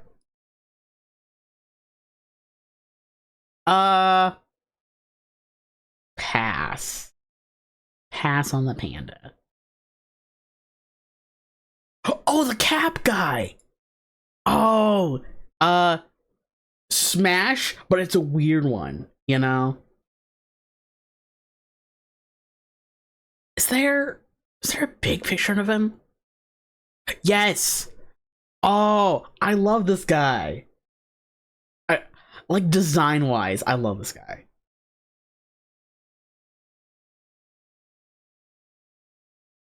I'm only doing the main ones, but there's one for... Oh, what was it? No! There was a mascot for... I don't think it was Olympics, but like some kind of like event held in Australia. Or it was like a weird tadpole guy that I love so much. I forgot what it was. I will find it for you after stream. I'm good at the Google foo, but this is quite the tangent.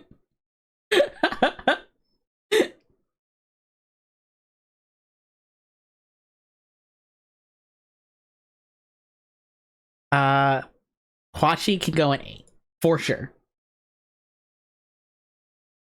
Oh, okay.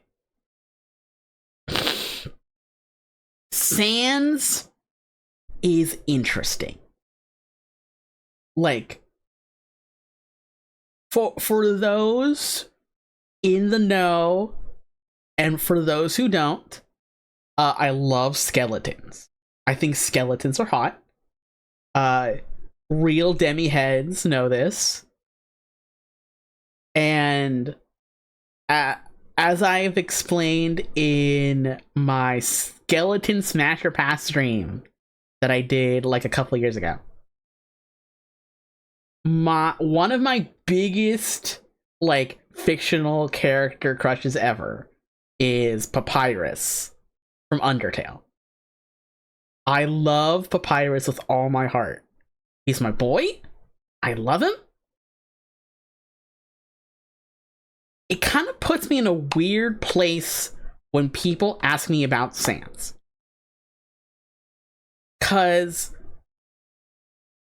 I feel like in my heart of hearts, I do think Sans is hot. I think he's like very my type, and also is like, you know, of course, a skeleton. A skeleton, weird time travel shenaniganry going on. Silly guy, really good like stuff going for Sans. The problem is, I'm already committed to his brother.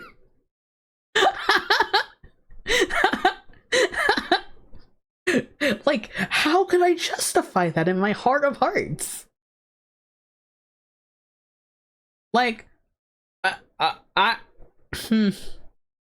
have a lot of characters I would consider like waifus and Hazubandos that don't really conflict with each other. Mostly on the grounds that they're like, you know, from different series. Is like, Aw from Show by Rock is different than Rouge the Bat, and that's different from Papyrus. That's different from Ichiban. They're all kind of like self-compartmentalized. How do you judge it when not only two characters are in the same series, but they're siblings? He would understand. He's also a Papyrus superfan. Everyone needs someone in their life to like gas them up, honestly. For me, honestly, like, it's Kalmata, and weirdly enough, like, Kathy. Kathy is a big Demer Lupin gasser, and I appreciate her, and I love her for it. Go follow Kathy if you haven't. She's great. I have a mascot to add to your arsenal, Victor from the Montreal Just for Laughs Festival.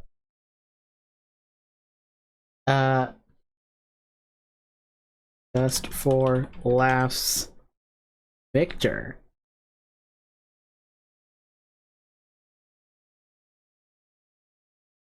Oh!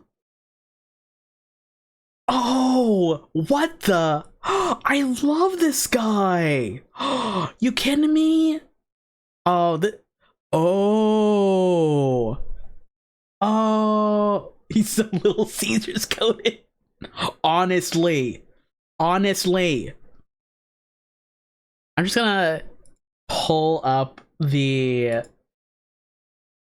whole DuckDuckGo images.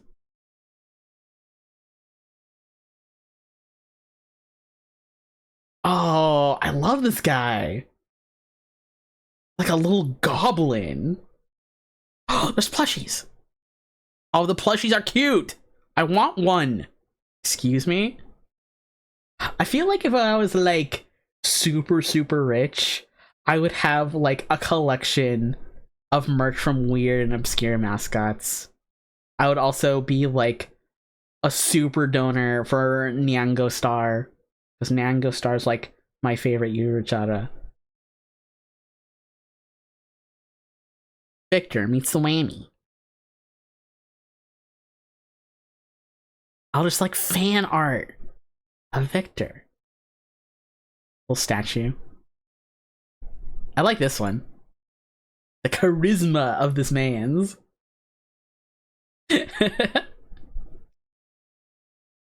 I love him.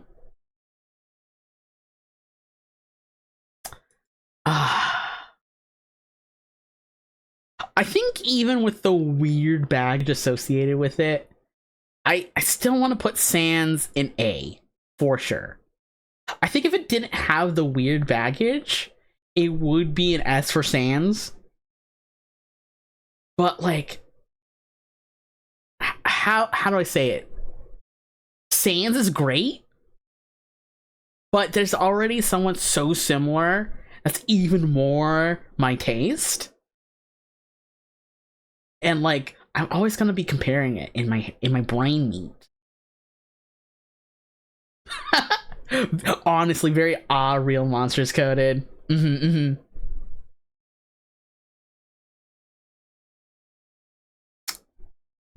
lot of weird stuff out of Montreal and French Canada. I don't know why, but like a whole region having like being a hub of weird mascots made me think of. Have any of you heard of Lucifer?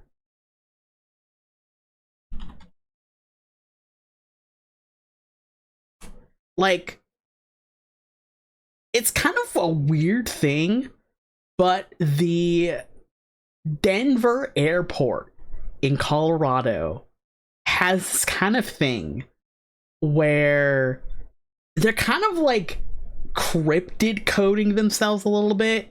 They have like alien murals, they have talking gargoyles, and like this is all just like at an airport. But outside the airport they have this guy. Check this guy out. He is affectionately referred to as Lucifer. It is a giant blue horse outside the Denver airport with, for some reason, glowing red eyes.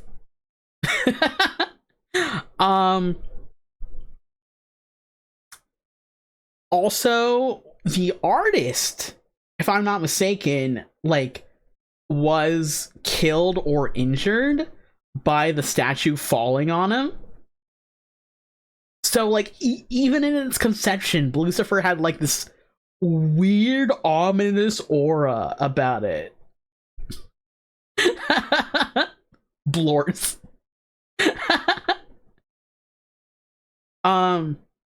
Not anymore, but I used to live near the Denver airport. And every time we would pass by Lucifer, I would take a picture of me flipping Lucifer off. I can't do it anymore, but I have at least like 3 pictures like that. Treasured memories. Art. He was killed. So were several trespassers over the years. That's not ominous at all. Thank you, Lucifer.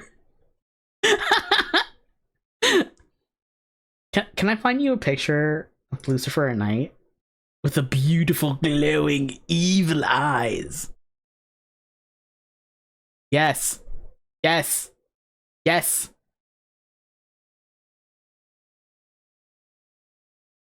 Oh, there's veins in Lucifer too. Holy crap. But yeah, the eyes glow for some reason. Bluma. I saw a really cute like Uma Musume-fied Lucifer one time on Blue Sky. I'll see if I can find it and like post it in the server. But she was like adorable. I loved her. But yeah, I love this scary horse. This is Lucifer. It is a horse statue outside of one of the major airports here in the United States.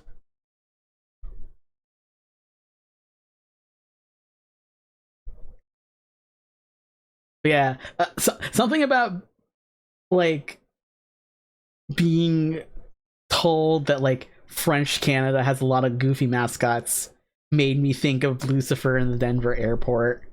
I wonder if there's like a picture of the gargoyle too. Denver airport talking gargoyle? Yeah! Yay! I'm so glad DuckDuckGo knows what I'm talking about. This guy.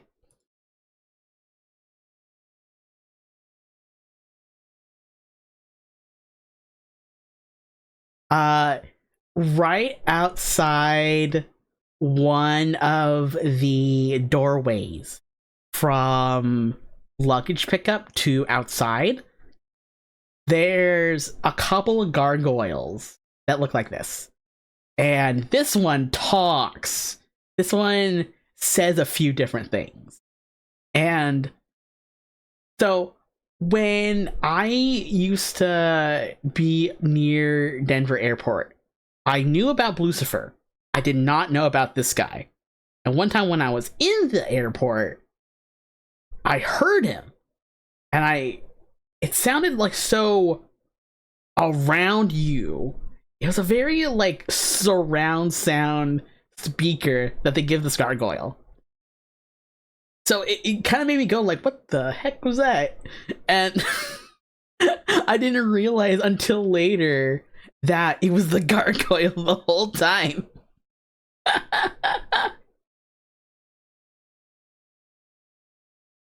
I think more people need to fearmonger about Lucifer, at least as much as they did about the Bermuda Triangle.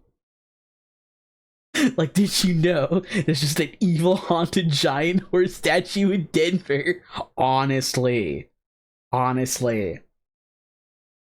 You know what? I think one of the things about it, too, is, like, Lucifer is there to be an ominous presence, but there is also weirdly enough, a different Denver blue statue that is entirely the opposite.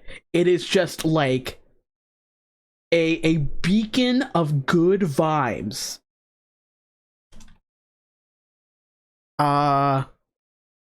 Yes. Is that the name? Yes. Beautiful. This picture's so tiny, but this is, I see what you mean. This is a giant statue of a blue bear outside of the Denver Convention Hall. It's a giant blue bear that's just peeking into the convention center. I love this guy. Sometimes we would take the train going through the city of Denver, and you can very clearly see this guy from the train. And honestly, like, beautiful. I love Denver. Denver's a really great city. Lots of good food. Oh, the best part about Denver is when Fathom Events were still doing Love Live delayed viewings. There was a mall that had a theater that did delayed viewings, and I saw Love Live Fest delayed viewing at that mall. But also, like, the food is great, the people are great. This guy is here. Denver's a cool place, for sure. Do you think the blue bear and the blue horse are yaoi? Now you're thinking. Now we're cooking here. I think that they are yaoi. I see what you mean is the strong, kind, and cuddly type of boyfriend, and Lucifer is like the evil twink, and they must reconcile their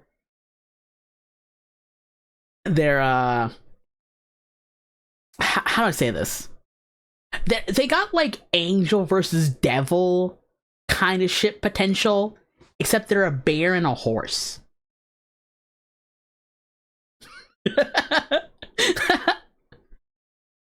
I see what you mean. It's just like warmth and positivity, and makes like amazing pancakes in the morning wearing like naked apron, and Lucifer is like a sassy, nasty twink, but he's trying to learn to be a better person. Or I see what you mean. That's my take. Oregon does have the big blue ox. Yes. Yeah.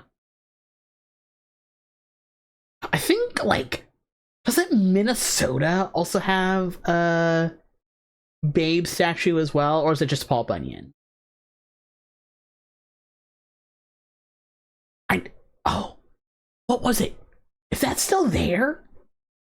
So, the Mall of America has basically a theme park in it. The Mall of America has a theme park with a log flume that is Paul Bunyan based. I don't remember it's still there. If I search the Mall of America, can I just find a list of rides? There's a lot of shit going on in the Mall of America. Black like mini golf, Moose Mountain Adventure Golf, Museum of view all attractions. Thank you. There's a train, everything and more. Super neon. Oh my gosh, there's a lot of shit going on in the Mall of America. Do you know that? Amazing Mere Maze. Build-A-Bear.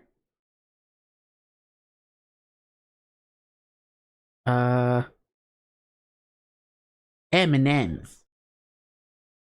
Moose Mountain? Is that it? That's golf. Birthday parties. Nickelodeon Universe. Rick Bronson's House of Comedy. Sea Life Minnesota Aquarium. Universal Light. Lego Store. Escape Entertainment Center. Maybe I should just search Mall of America log flume? Log shoot. Mall of America.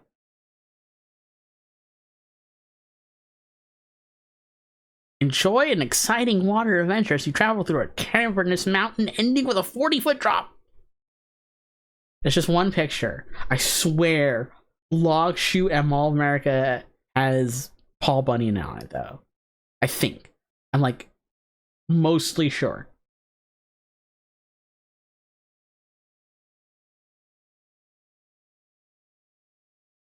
But yeah.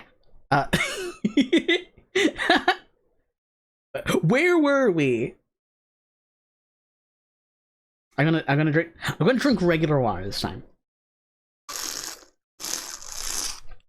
Beautiful. Delicious. Right now, on my circle, I have a berry blue punch. And one time, Kamada brushed their teeth and came to the bedroom to go to bed. And drank my berry blue punch water. And they were just like, eh. It did not sit with their toothpaste taste. Sporticus. Sporticus is peak. Sporticus is great. We love Lazy Town in this house. We do. We honestly do. I'm not surprised that like Stickley would enjoy Lazy Town. Like it's silly. It's got puppets. It's very bright and colorful. I think Lazy Town's one of those things where it's like I watched it as a kid and I knew it was really good, and I kind of want to go back and see if it still holds up. Because like sometimes, like when you're little, you're like, "Oh, this is great," but then you watch it when you're older, and you're like, wait, this is still really good. Like, I watched a couple of VeggieTales not too long ago. Cause like I had a couple of VeggieTales VHSs when I was a wee bun. And I watched some VeggieTales recently and I was like, wait, this is actually like kind of funny. But I feel like I'd feel like the same way with Lazy Town. I binged the whole thing as an adult. Awesome. Yeah, no. Like, I think more than ever, to be honest, like, Lazy Town and its messages of, like, being active and staying healthy, very important. I wish there were more shows like that where, like its core thing is being active. Because, like, I don't think enough people are, to be honest. Oh, no, don't you worry. I know about my man Sporticus. Eek! Oh, the carbonation's getting to me. Ooh! How do I say this? Sporticus is really, really cool. He's awesome, and I love him. I think he's a solid A, for sure. Also, he's like a Sonic the Hedgehog human Sona almost. He's blue, he's fast, he jumps a lot.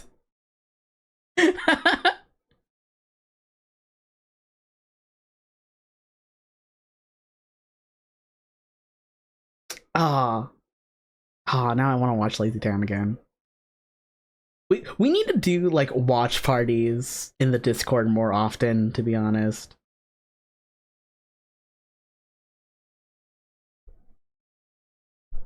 Yeah, Stefan Carl Stephenson. He was such a great guy. I'm glad he's no longer suffering. He's greatly missed. We love him. I think like all the actors from Lazy Town were just such like wonderful, charming people. They're great. Oh, Gun Puppy followed. Thank you. Much appreciated. I hope you're doing well. Yeah.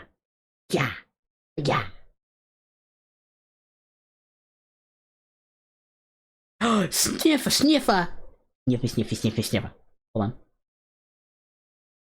I returned the sniffer. Sniffer.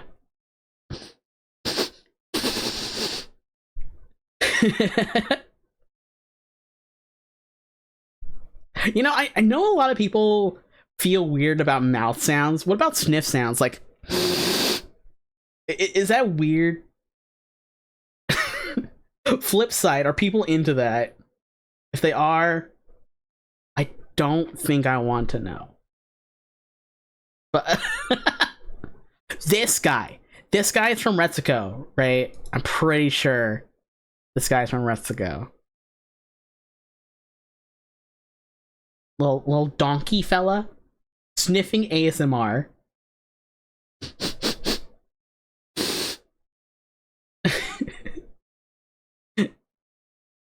You could have like the strongest nose imaginable. You could smell the clouds. I need to finish Retsuko. I watched 3 episodes and I was like, for reasons I will not get into, I was like, maybe I should wait to watch this later. But I really liked it. It was great. How do I say this? Sometimes Sanrio characters that are aimed at older audiences have this like riz to them. And this guy has the riz. Like, I know this from being a Show by Rock fan. But like, half the characters are that kind of Sanrio thing that you expect, where they're like skrunkly, but also they got like some spice to them, you know? Yes. The Agretzko series is under Sanrio. Like, I feel like when you say Sanrio, you think of like Hello Kitty and Friends, and they're definitely like the flagship characters. But there's a lot of like little mini franchises under Sanrio too. Like, there's Agretzko, there's Beat Cats, there's Show by Rock, there's I'm forgetting a big one. Jewel Pets, yes. Like, they're also all Sanrio characters. Can I show you guys Kintoris? I'm amazed I remember his name.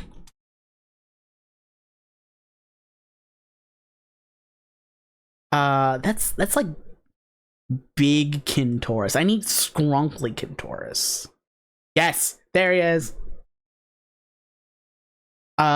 This guy reminds me of a Show by Rock character. This guy, he's a werewolf. His name's Kintoris. He plays in a band where the drummer is Mount Fuji. I think their bassist is also like an alien. Show by Rock is a weird series. Yes. All the Show by Rock characters are all like in rock bands to a degree. They all do different kind of genres, but it's mostly rock. Oh yeah.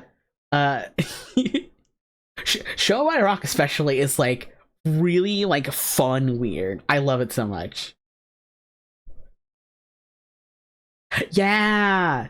The whole reason Usahana was made was to like be a mascot for office women to color up their desks and make their days a little brighter. Yeah. I love that. I do like this guy. He looks like he's got chill vibes. Weirdly enough, another like character I think Kalmata would like. I'll put him an E.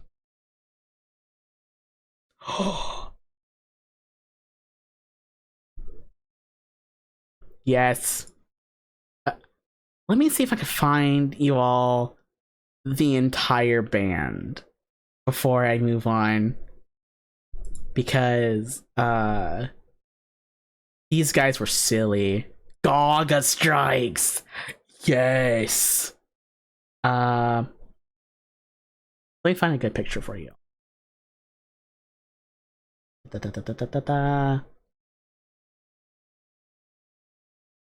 My ass is Googling.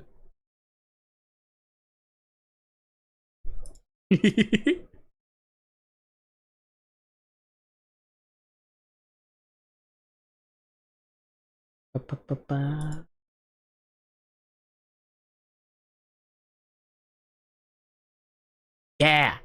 Yes. Check these guys out. They're crazy.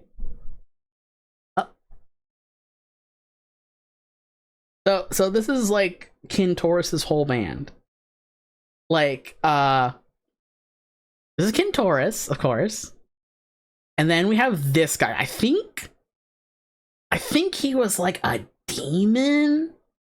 I don't remember the full lore. But this guy is an otter and also an alien. And their drummer, who is Mount Fuji. The funny thing about Show by Rock 2 that I actually really, really love.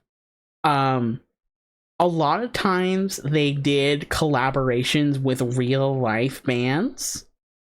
Like, half of them were like original and like made for the series, and half of them were like they would go to real like J-rock bands and be like, hey, do you want to be in our video game?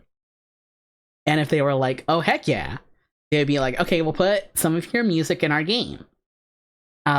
You'll also be characters in our game. And from my understanding, it really depended on how involved they wanted to be, but they had like full creative freedom to like give input on how they were portrayed in the games. And this group was one of them. So like the real band in real life personally signed off to being 3 furries and Mount Fuji. Oh, they're great. They're great. Can I show you all the what was their names? I go to bands. Demon's Venom. Yes. So Demon's Venom is another one of those real life bands that got made into characters in the game. And they're all like little spooky guys. They're all spooky guys, and their lore in the game is they wanted to be a band to hopefully find like the girls of their dreams and settle down and get married, which is just so cute. Like you see them and everyone's like, ah, they're so spooky, but they just want wives. I love Show by Rock. I love Show by Rock. I could talk about it forever. But there's no time to talk about it. So we got to talk about Frog. The best frog. The robot frog. Tono-sama. Can I find you guys a big picture of him? Can I find it on the Love Life wiki? Is there a gallery for him? Kinda.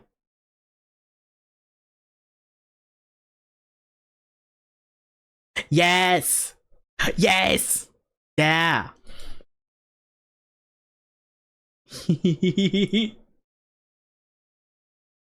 Check this guy out. So, Tono-sama right here is a big robot frog that helps out one of the characters with being like a fixer-upper, being a tinkerer. He swims.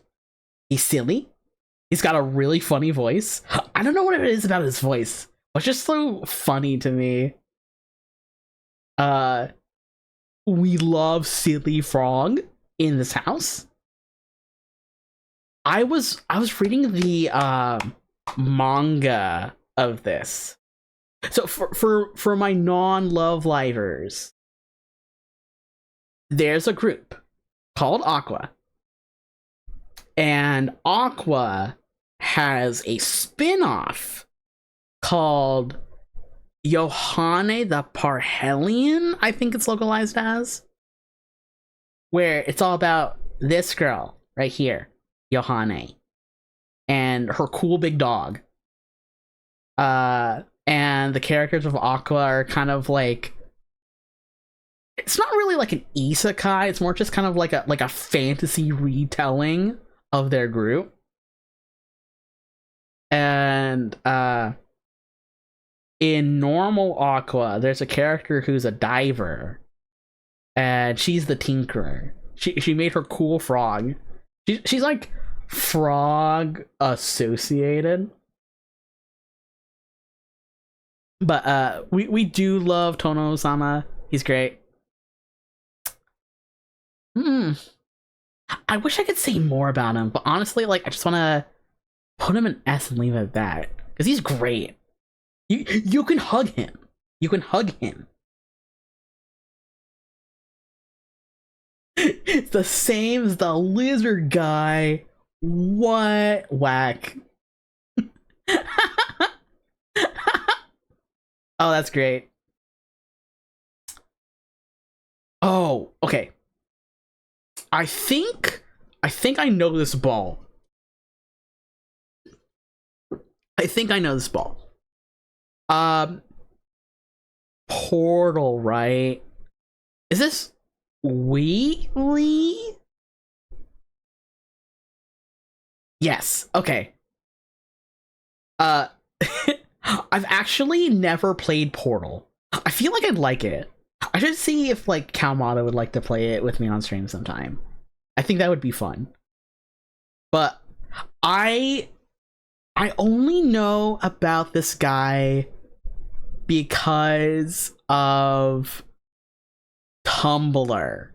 He was a big Tumblr sexy man back in the day. And I remember very distinctly I was in circles that were really into Tumblr sexy men in a very like nuanced way. In that like a lot of people would talk about them and pick fights and get like really philosophical with them. But I remember one time I saw someone be like, the Tumblr sexy men that are non-humanoid should not count. Or at least be humanized to count. And like this included Wheatley, it included Bill Cipher, and it included the Clock from Don't Hug Me, I'm Scared. And I remember seeing this take, and I think that was one of my big awakening moments to being like, you know what? I think I actually do prefer characters when they are non-humanoid. Because I remember reading that take and being like, I disagree.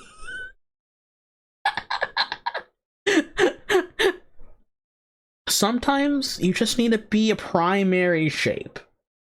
I just want the ball. Yeah. Yeah, no, like, oh, Tumblr was vicious back in the day. I feel like it's cooled off a lot going through the years, but like it was vicious back in the day. The only things I know about Wheatley, he is a ball. Isn't he like kind of like an enjoyable prick? Because if that's the case, like I think I enjoy that. Like sassy and British. I think I heard him like once. I don't watch a lot of videos with sound on. I do like the ballness of it though. And he's stupid. Ooh, that's good. That's big points. I feel very comfortable putting him as like a high A, to be honest. Like we're getting there. We're getting there. Is this guy a Neopet? Is dumb, but he thinks he's smart.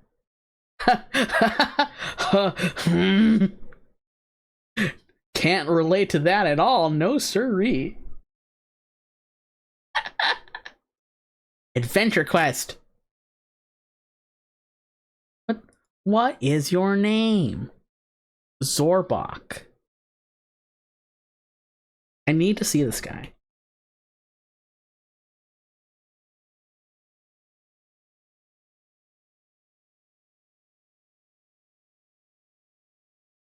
Okay. Okay. Something about him feels very Neopetsy. I don't know what it is. Maybe it's just like the look of the time. Like sometimes like early internet just looked like that.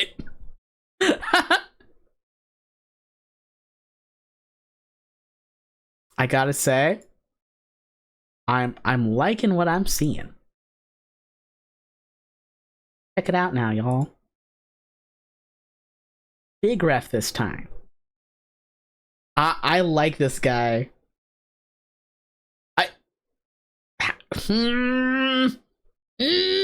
How do I say I see so much of me and I like that? It's like an evil critter. That's like my whole steez. I'm evil critter. But like I do love the vibe. I like the tail. I like the big ears. You say I have good taste. I do have good taste. I have the best taste, to be honest. I like the cape. You know I'm a sucker for the iconic. Close my eye. The beautiful eye scar.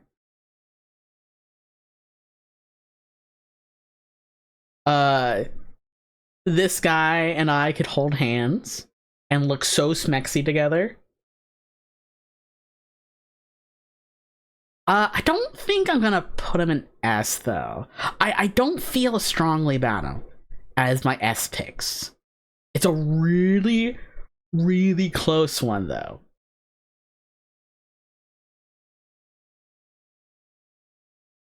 Now, there's one thing that I have to do before I call this tier list complete.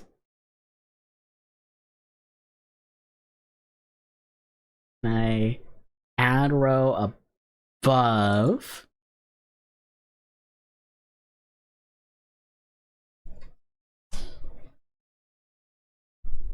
We make it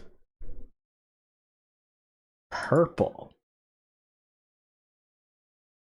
That's me! It's me! It's my tier! I'm the best! I'm the hottest! It's me! I rule above all of these characters! I am the grand champion! Yes! Yes! Okay, now the list is complete.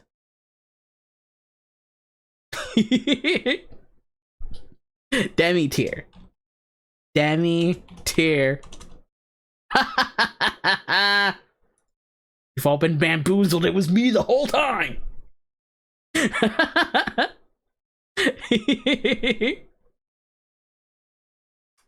Yes. Okay. Here's the completed list. It's beautiful. It's profound and profane. That took me 2.5 hours, but I'm still raring to go, to be honest. I got some giddy up and going me.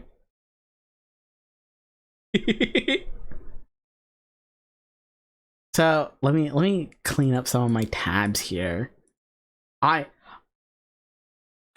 love doing like talking streams because I'll just look at my tabs and being like, what in the world did I get up to? It's like Eminem's Wiki, green applesauce, Zorbok Adventure Quest.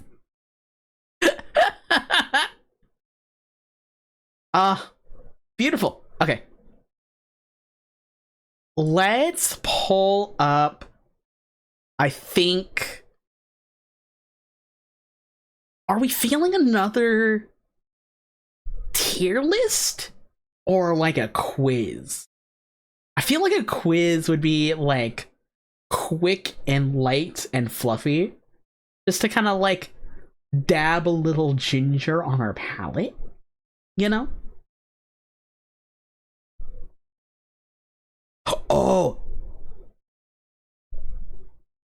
how about This isn't a quiz, but I saw this on BuzzFeed, and I was like, the average American can't name these 13 vegetables in under 60 seconds. And I'm like, the fuck you mean I can't? I can name so many vegetables. Can you name these 13 vegetables in under 60 seconds? I got a good feeling about you. The only way to win this quiz is to finish within the time frame and get the answers right. Yes. Okay. Let's go. That is cauliflower. That's a radish. That's artichoke. That's romaine. Oh, it's arugula. No. That's shallot. That's cat. No. No, that's probably endive, I think. No!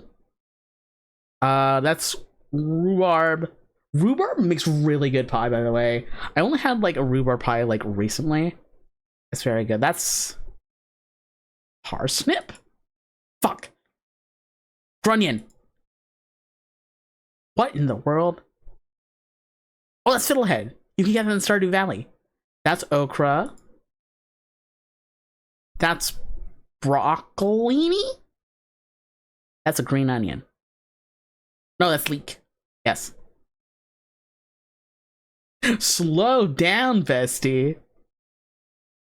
Unfortunately, you didn't ace it. Sometimes speed isn't the only thing you need to win. Beat your score. 10 out of 13 isn't bad. I'll take it, to be honest. That red one was wild. I've never seen that before. I love okra. I also love okra. I used to live in the middle of the United States. I won't say exactly where, but there was a fast food chain that did chicken tenders, and it was really good, and I miss it. But one of the things that they had for a side was fried okra. Ah, so good. I loved it. They also did fried mushrooms, and I'm a mushroom slut.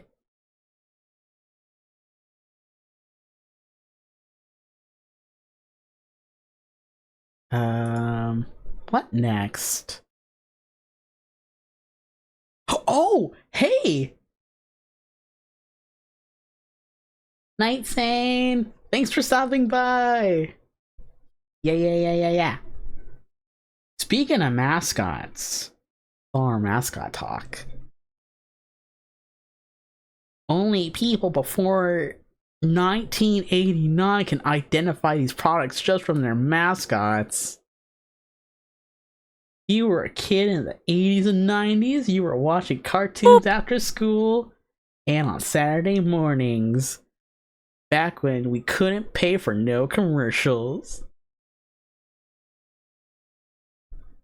That is the Energizer Bunny. That's the one that the Nostalgia Critic is talking about from the A Bunny Redeem. Fun fact, if you're not a Nostalgia Critic head. When she damned her until I long pain. They keep going and going. Yep, that's the one.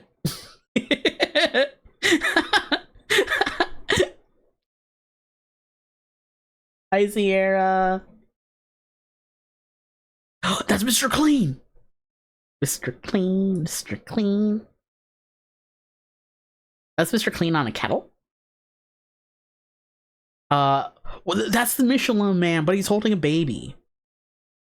It's Michelin tires.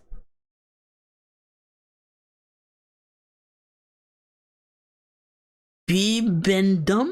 Beependum. I didn't know he had a name. I just thought he was like a guy. That's my homeboy, the Geico Gecko. Congrats to Michelin Man for giving birth. What a proud papa. Oh, that's my homeboy, the Pillsbury Doughboy. Poppin Fresh? Is his name Poppin Fresh? You kidding me? Wait. Is that real? Chat, is this real?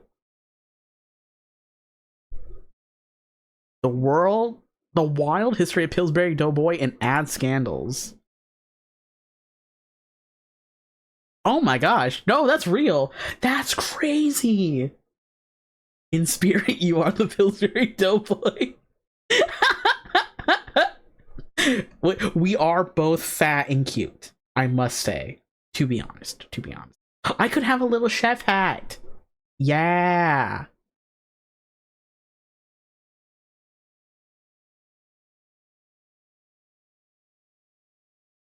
I'm quickly scanning this article. We read articles already on this stream about green apple slime, but I don't want to read another article.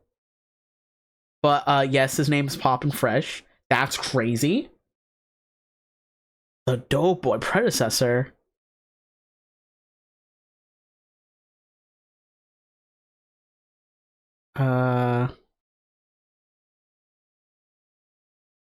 Oh, he's holding him.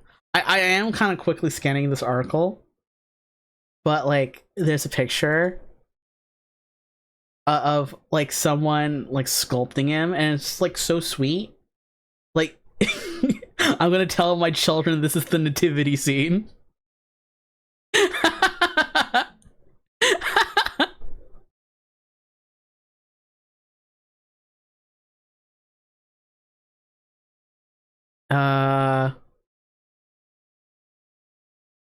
Talking about the stop motion commercials. Nice. I know why there aren't stop motion commercials anymore, but like, between the Pillsbury Doughboy and like the California Raisins, like, there was some good shit, you know? Instant fame and recognition. Doughboy in every home. Pillsbury Grands. What was the Got Milk one? Wasn't there a Got Milk with Poppin Fresh where he drank all the milk and then they put him in the oven for him to burn? That's so fucked up.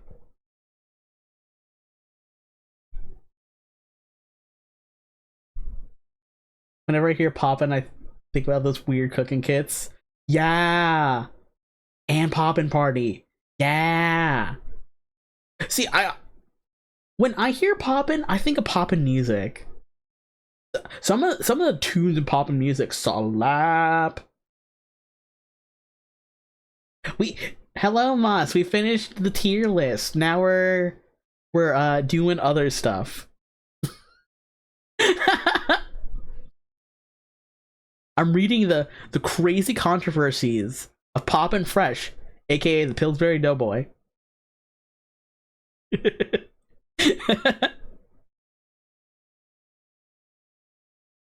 In the early 2000s, health advocates criticized Pillsbury for promoting processed foods high in sugar and fat, arguing that such products contributed to unhealthy eating habits. This forced Pillsbury to revamp their marketing strategies, focusing on promoting family-friendly, blah blah blah blah blah. I don't care. I want to hear the dirt that Poppin Fresh got into.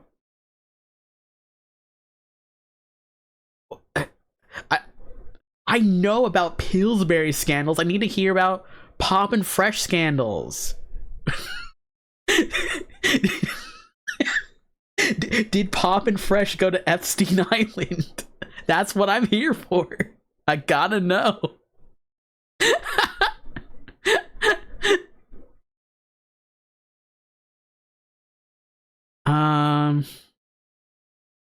Global boycott. Oh, I see.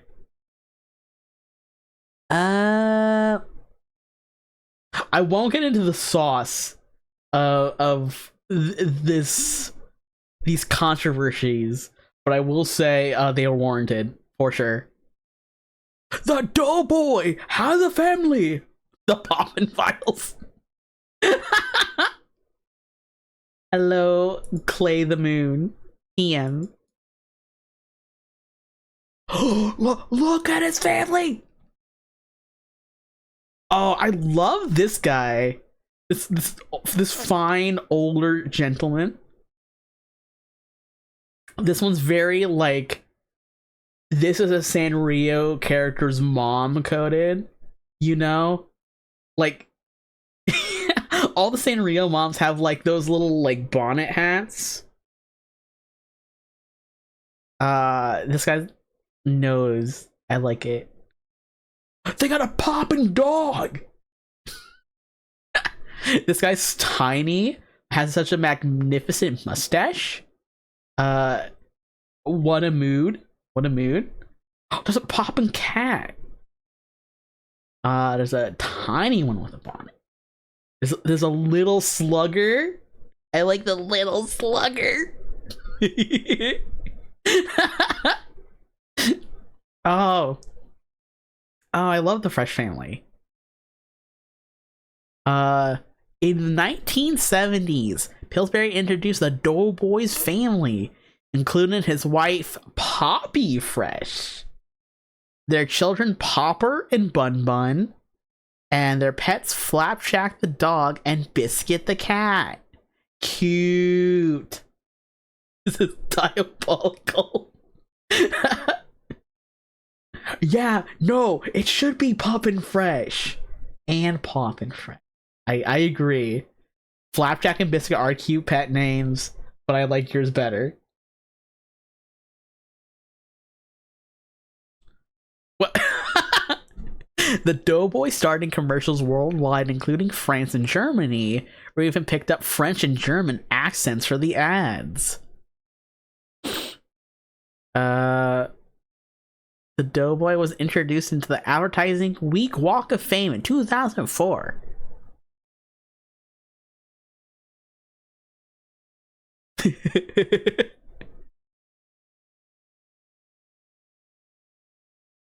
There's a meme here that's really funny. I'm scanning it to make sure nothing squickies in it, because it was from 2004.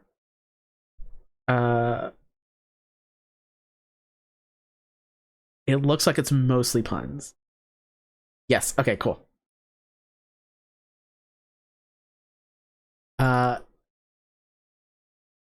Pillsbury Doughboy obituary. Can I get sad music? Let's get some sad music in the mix.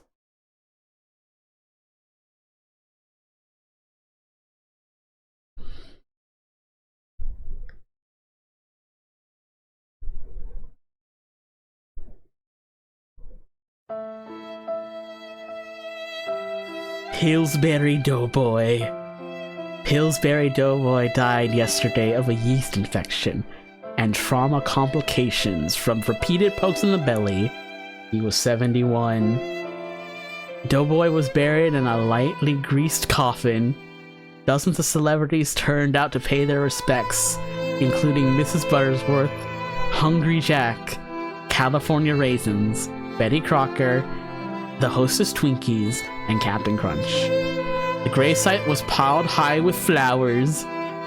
Aunt Jemima delivered the eulogy and lovingly described Doughboy as a man who never knew how much he was needed. Born and raised in Minnesota, Doughboy rose quickly in show business, but his later life was filled with turnovers.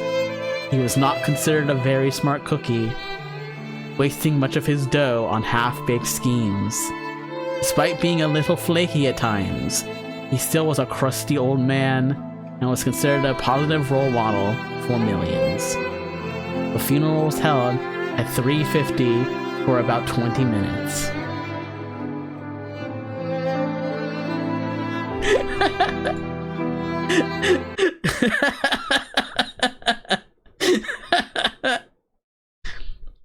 Oh, I love it. That's good. That's good. Mama Bun would have fucking loved this. Ah, that's great. Man, we are learning today. More like Poppin Stale. Oh my god. Oh, that's Mr. Peanut! Planters.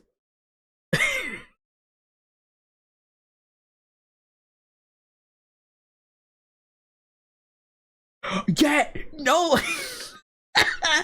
Yeah, it's just a funny joke instead of like capitalism. Like, it's like Baby Nut and Harambe were like the 2 points in our timeline that like screwed over the save file. Honestly. I for obvious reasons I can't show it, but Mr. Peanut is iconic to me because like gosh, I don't even know how I would like find when this was made, but if you're a Google sleuth, there are like honest to god real like pornographic pictures of Mr. Peanut. Ow. Thank you. I think about Mr. Peanut porn so often.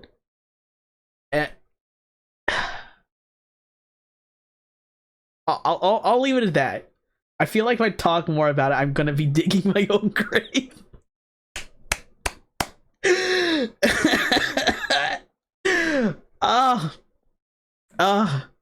Thinking about those nuts.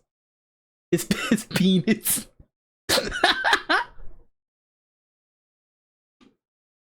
Zoomers love to reminisce, but 2016 had dismal and sinister energy. Honestly. Oh, it's Mr. Tuna. Mr. Tuna has absolutely immaculate vibes, I must say. Charlie the Tuna.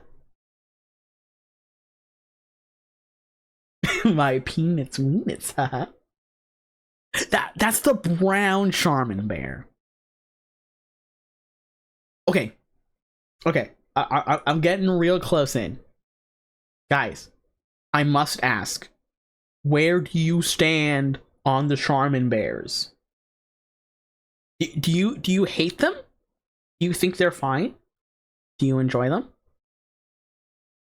Because like, for some reason, I see so much vitriol to the Charmin bears. And like, I get it, but I don't get it at the same time, you know? Like, people hate these bears. They hate how toilet paper obsessed they are. I respect their passion for wiping their ass. I have not seen Charmin Bear Big Naturals.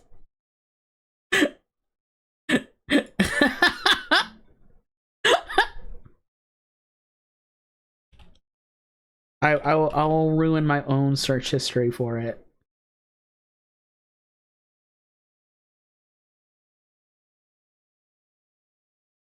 DMing, thank you. Because I searched it and it was like what you expect. It's just like, hey, here's a Rule 34 site, and I'm like, yeah, I guess. I mean, I guess.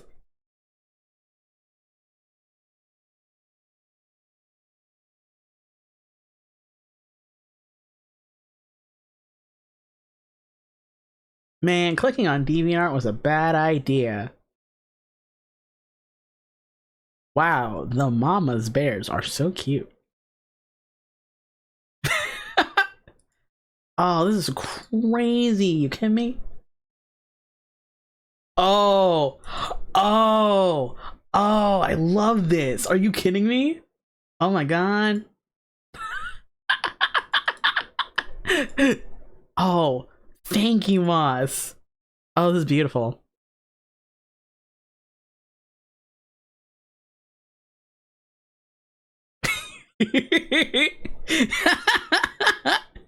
Oh, oh, I could draw this. Oh, I feel like my instinct of seeing this and thinking I could draw this is why the One Ring is so dangerous. Mortal man is too weak to evil dark depravity. I'm like looking at my tablet pen. I could draw it. Your sharp titties. Is this TOS breaking? It's toilet paper. It's not TOS. Shaking my H.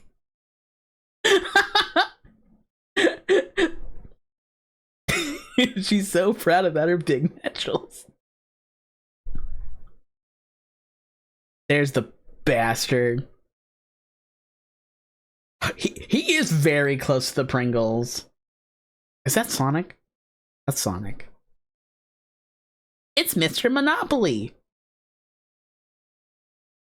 I was thinking about the Monopoly arcade game and like the official voice that they have from Mr. Moneybags.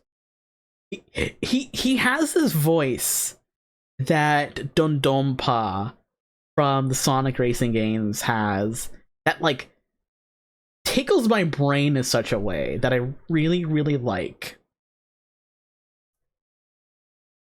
Yeah, rich Uncle Pennybags. Yeah, okay. Thank you. Monopoly pattern baldness.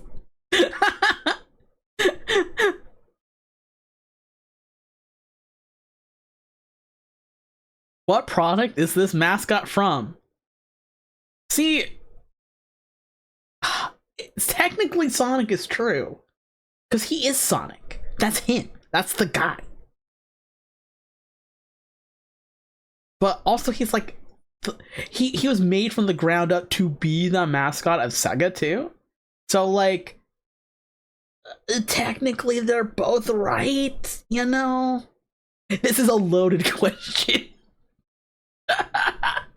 Honestly. Well, it does say which product is the mascot for. So like, the company would be Sega, the product would be Sonic. You know?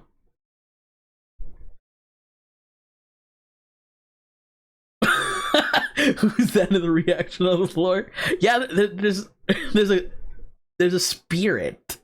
There's a ghoulish spirit behind Sonic. I think this is from the what's it? The what's it called? The there's canned pasta with Sonic. I think it's from the canned pasta commercial specifically. Cause I remember, well, it could be something else. I watch a lot of old Sonic commercials now and again.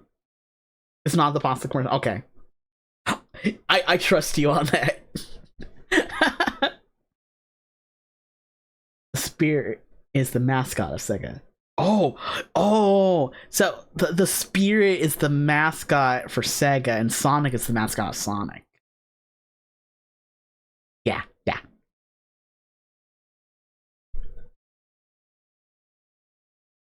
It's the one with the whole synth pop track.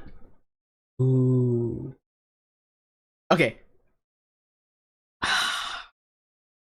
If BuzzFeed says I'm stupid for saying Sonic is the product that the mascot of Sonic is from, I'm gonna have a conniption. Wrong. It's Sonic the Hedgehog. I know it's Sonic the Hedgehog. I'm a furry and autistic. You think I don't know who Sonic is? Also, Sega is not a product. It's a company.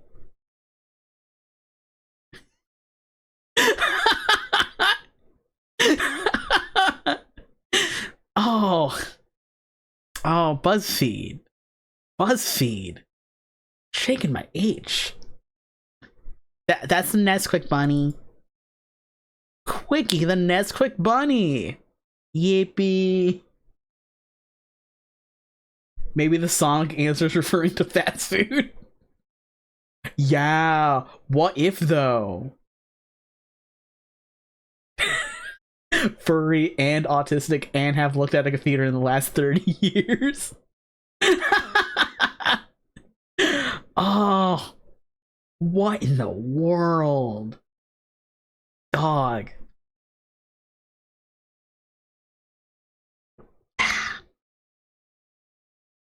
That's the fella from Toonami.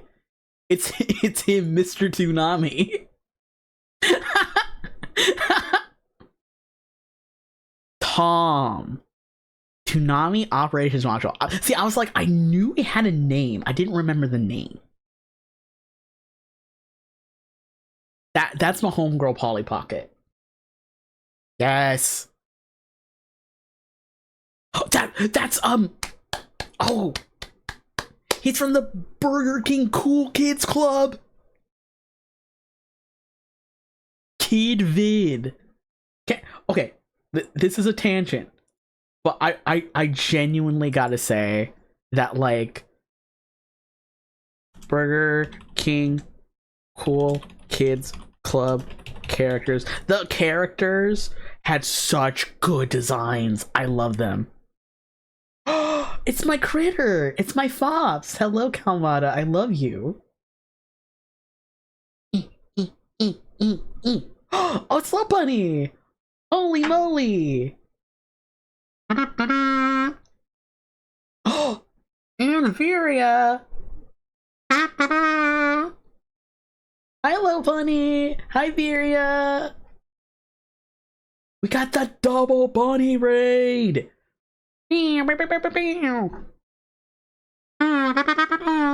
Yes. Yay. Hello, you two. Great to see you. What were you getting up to? What shenaniganry was going on? And while you let me know, hello, Lopunny and Virius community. I am Demeter Lupin, greatest scientific genius in the world. And right now we're doing quizzes, we're doing tier lists. I'm naming off a bunch of mascots and we are just yapping. We've been on a journey today. Oh, breaking glass and then golf. Nice.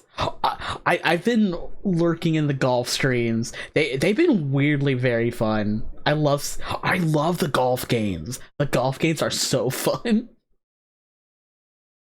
Yeah, no, I was just about to show everyone the Burger King Cool Kids Club.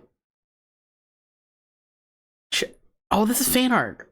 That's so cute. That's such good fan art. Oh, I don't want to show it without crediting the artist. But it's cute.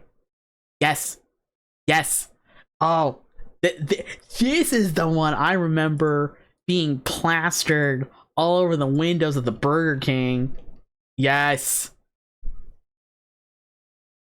We got the leader Kid Vid. We got IQ. Got JD the dog. Got Wheels. Got Boomer. Got Jaws. Got Lingo. Got Snappy. Is that Snappy or Snaps? It's so curly. I can't believe that, like, the Burger King Cool Kids Club and the James Bond franchise have, like, a connection in that they both have characters named Jaws. Snaps? Okay. I trust you both. If you both said it, then, like, yeah. Maybe I just don't have eyeballs anymore. But okay. Earlier this stream, we were talking about the Burger King sauce that was green apple flavored, and like, I know I talk about it a lot. We all can agree that the green apple Burger King sauce was delicious, but can we all remember when Burger King had the shaky cheese?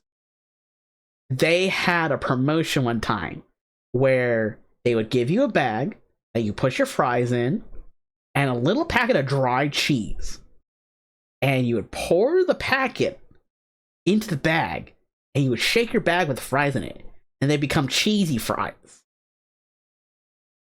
I don't know why, but I feel like that was like one of the last big hurrahs of the Burger King Cool Kids Club. Isn't that what McDonald's is doing in Japan right now? Ooh, based.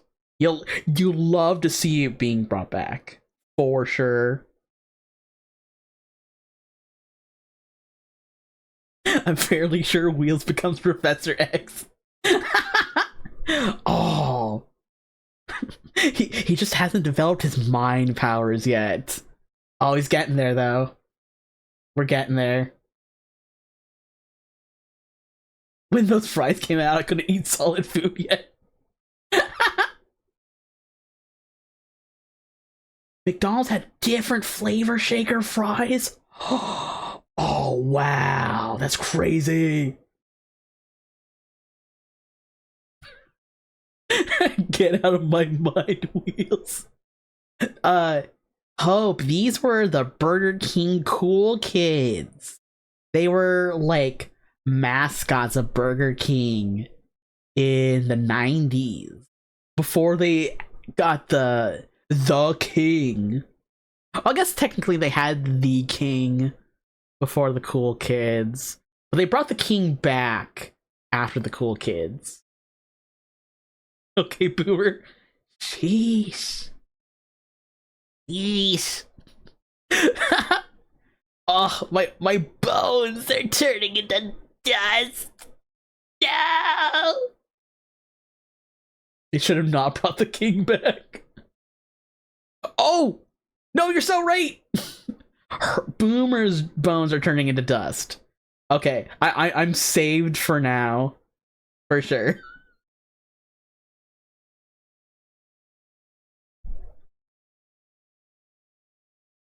They had the king and the sick as fuck king who did magic tricks on camera. And then they had these. Yes, if you want to, send me a video. I don't know if I could show it. Well, we did watch the one video, so like it'll be a little cropped, but I can show it.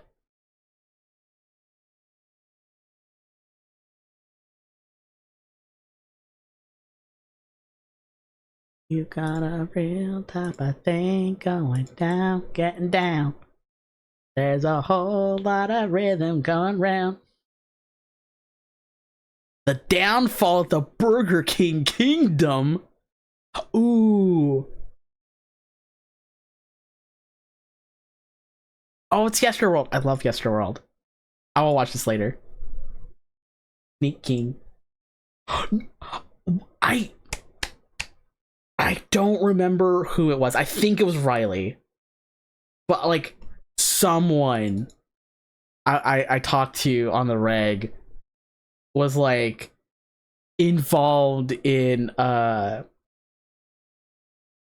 Burger King video game acquisition recently.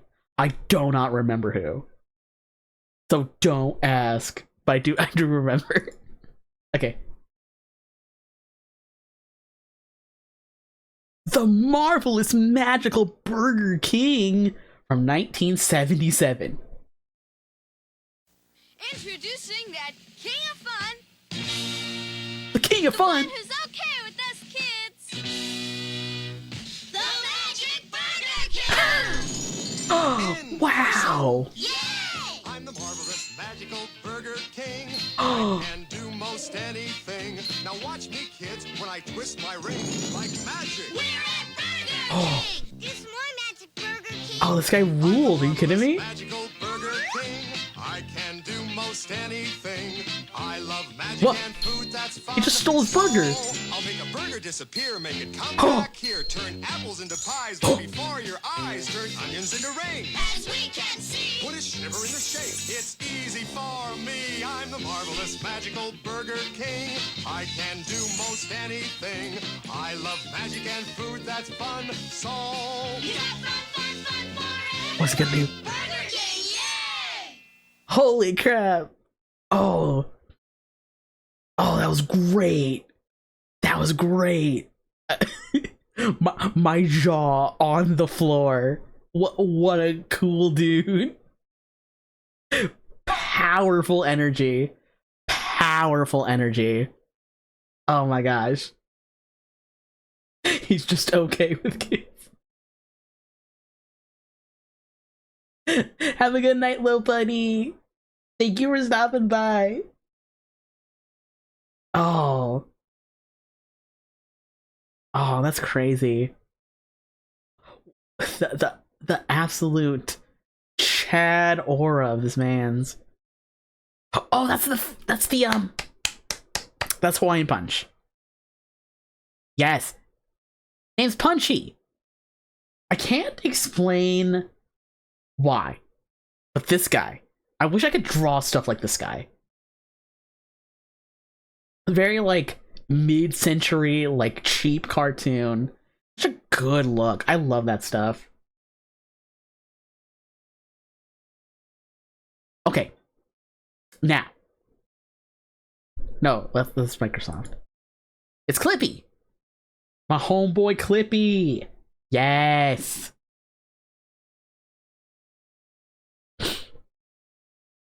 Oh, now this guy I actually do not recognize.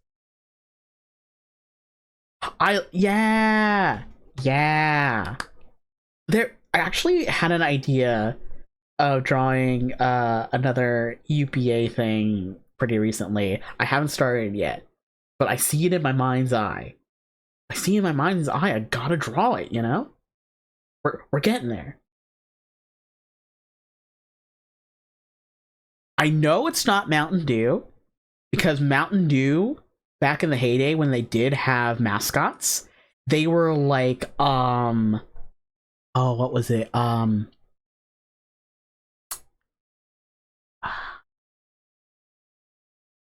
rednecks, but they were like Appalachian coded, you know?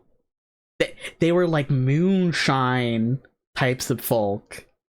It was really interesting. I actually really like the old Mountain Dew mascots. I thought they were cute. Probably not 7-Up, because 7-Up used to be the cool spot. Yeah. Do y'all know about Cool Spot? Of the hit video game Cool Spot? Mascot of the Uncola 7-Up.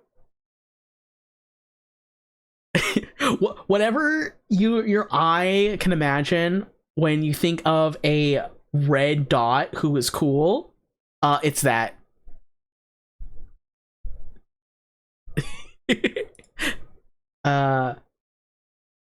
Check this out. Speaking of characters with aura, yeah, yeah. I've seen a few like playthroughs of Cool Spot. It's an interesting game. I do love me a good old platformer. But oh my gosh, he's literally just red dot with sunglasses. Very, I want him. Very demi-coded character, to be honest.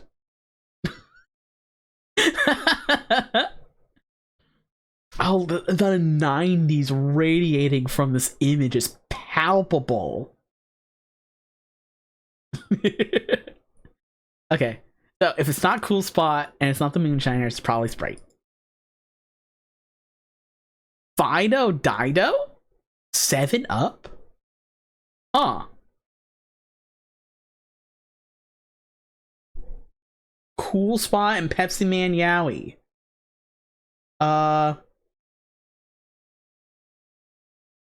Shit. Wait, hold on. Let's do this real quick. Let me pull up my stream on browser. And let's click this message. I can't click the message, no! Up. Perfect. Beautiful. Thank you. Thank you, Twitch.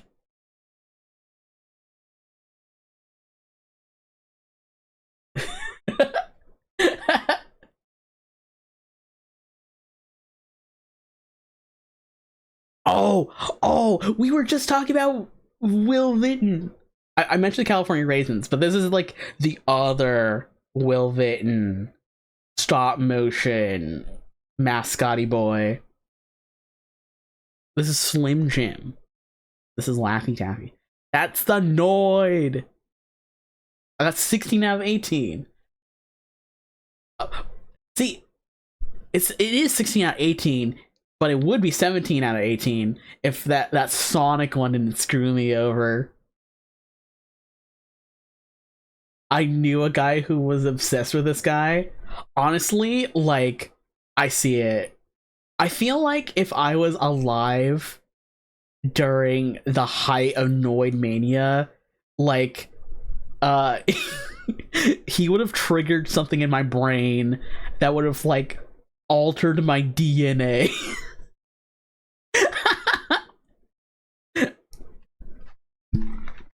So many snackies tonight, thank you.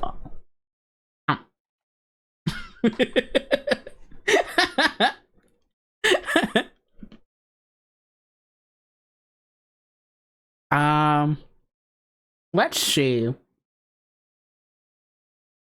When's the Yo Noid stream? I thought about playing Yo Noid 2, actually. I never got around to it, but I did think about it.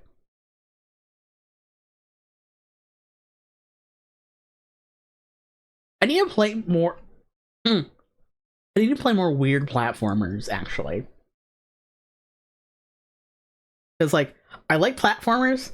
I love the weird ones. I need to play more of them.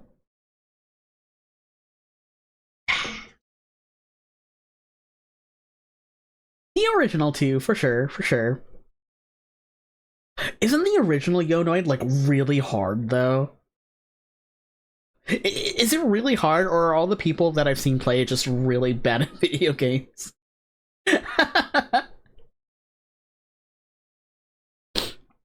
Okay, I'm feeling juicy. I'm feeling super juicy, actually. Let's do another one. Did the mascot trivia quiz. Beautiful.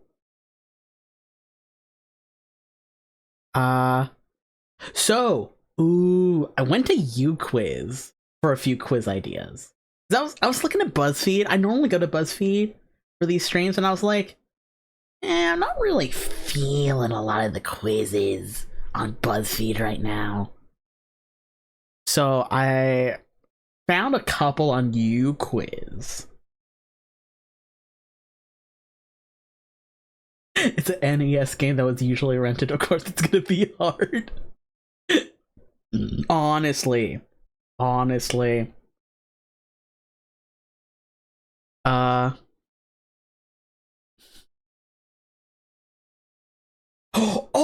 yes! Thank you, Kalmata! I totally forgot. I wanted to do...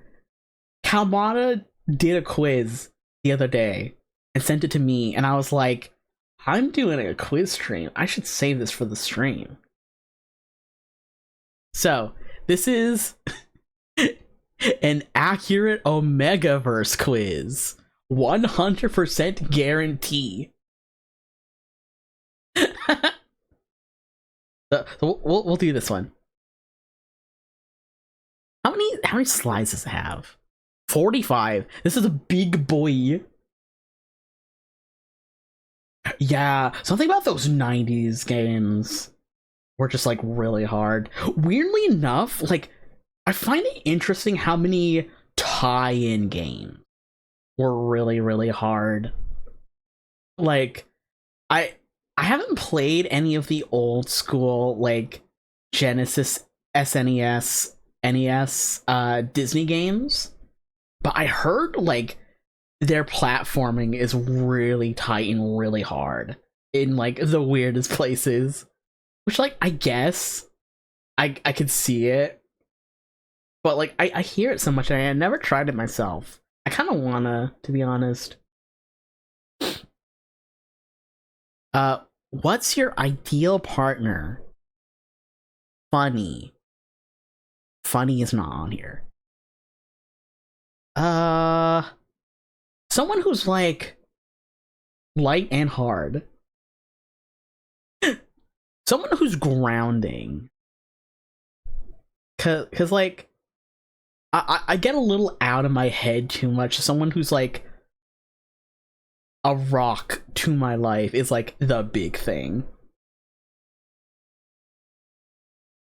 Oh, Funny's at the top. Oh, beautiful.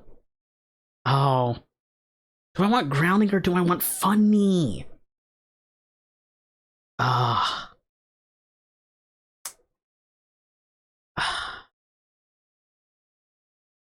Cuddly is also a strong contender, for sure.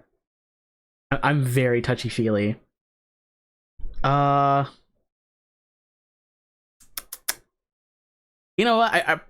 I'll go tender. Tender with the green applesauce. Where would you go for first date? Oh, Aquarium Zoo's a strong one. Tender and mild.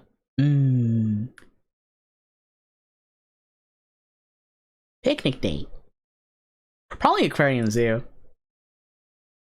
I love to see the aminals. Flamin' hot Jesus. Jalapeno popper Jesus. With the ranch sauce. I love jalapeno poppers. They're so good. You are doing Kahoot with a group and your partner. Do you let them win? No. I will kick their ass. I will kick their ass. You ask someone out on a date, do you pay? Absolutely. If I'm the one asking, I will pay. How do you spend your free time? Anything artistic, probably. I do like hands-on activities too, but that's kind of like the same thing for me. Cooking is also a big one. I love to cook. Oh.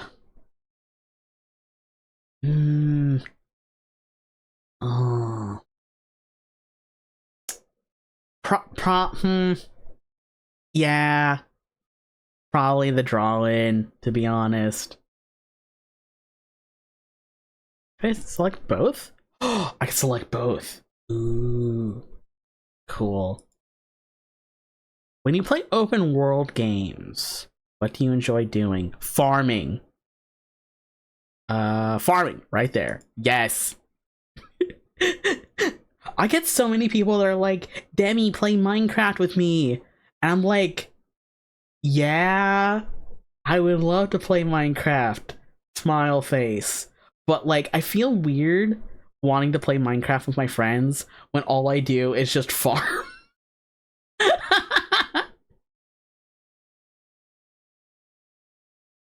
Favorite color? Uh, Browns and greens, cool colors, dual tone, pastel, black, neons, warm. Ooh.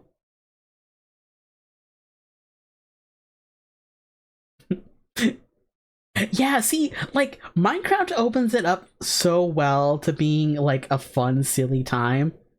But honestly, like, the funnest I have playing Minecraft is just like digging in the dirt and making like cute little cafes and baking bread.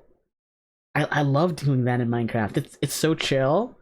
And you put on a little podcast or a long YouTube video and it's great. So orange is my favorite. But I wouldn't say I'm really a fan of like the rest of the warm palette, you know? I'm probably leaning toward neons, honestly. I like those like really bright, really saturated colors.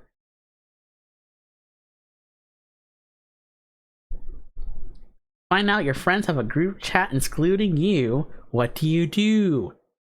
Probably don't mind, to be honest. I don't really care.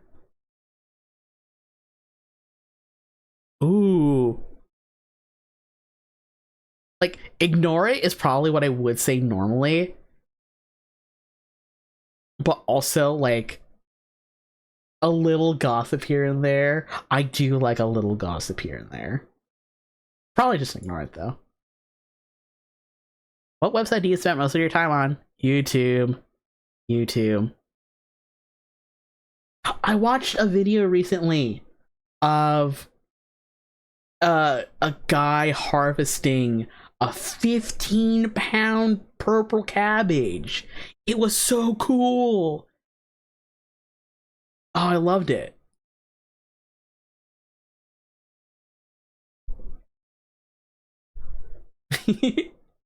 I feel speechless hearing so much old stuff from the early 90s and before.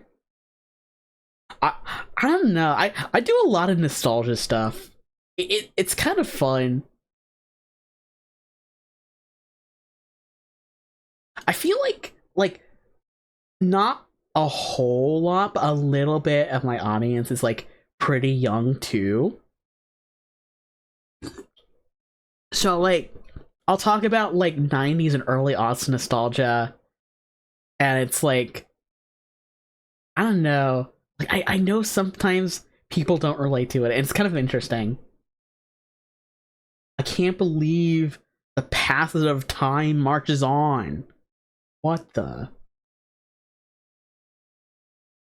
Pick. Oh. I don't like super powered questions. I don't know why. I've never really liked super powered questions. Cause like they either are all really appealing or all really not my thing. It's so weird.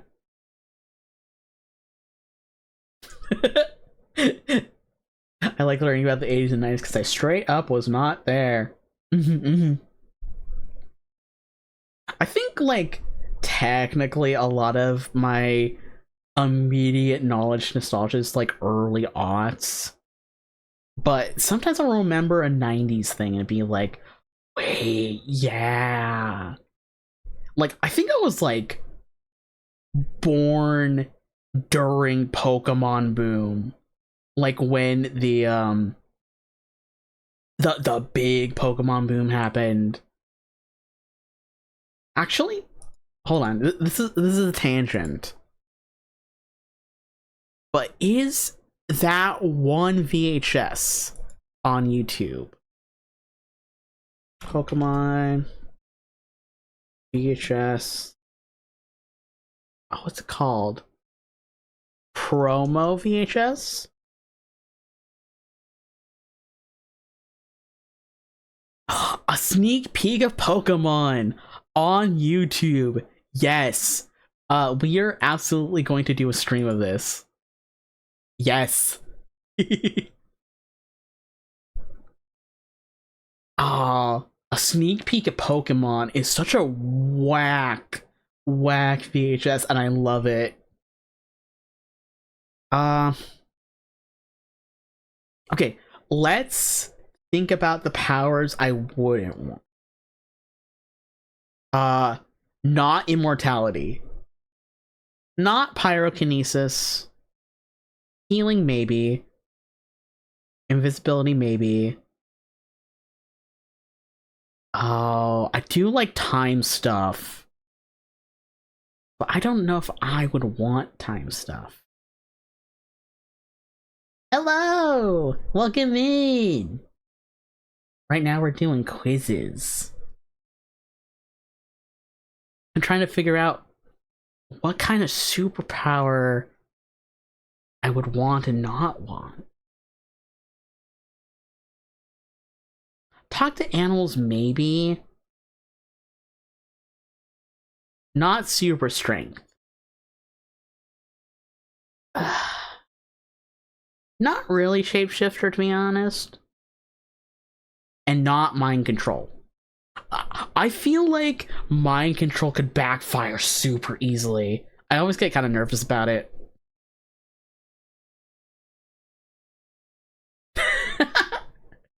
I read I have no mouth and I was scream. You couldn't make me choose immortality at gunpoint. I know a lot of people who kind of like half-heartedly joke about it. And I'm like, man, it's hard living in the world right now. I wouldn't want to live through like more of the world. What do you think happened to the Rendo cat girl who can do a flip? Whoa!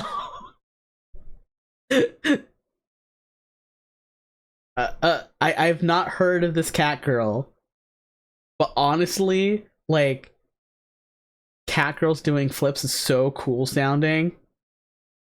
Please tell me more.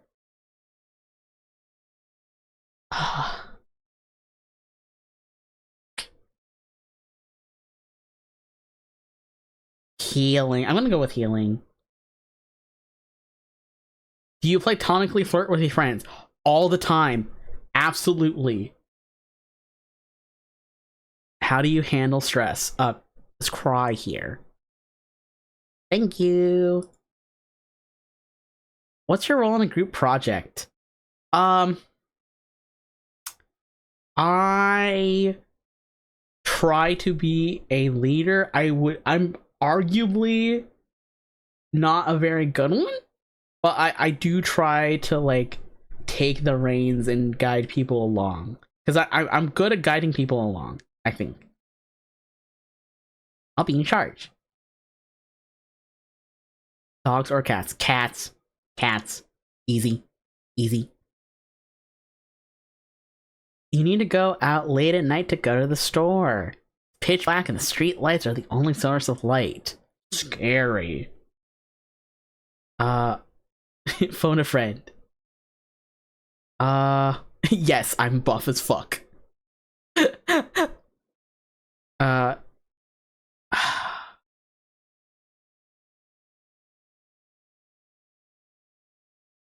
I feel like I'd wait, to be honest. Like, I could go a little bit without food. Just a little bit. It's no big deal. You're sitting in class and your teacher's being frustrating.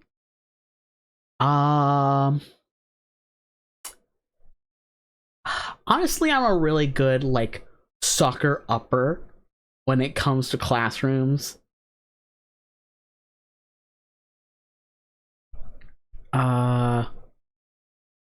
Talk to the teacher, maybe. Complain to a friend. Yell at them and walk out more dramatically than necessary.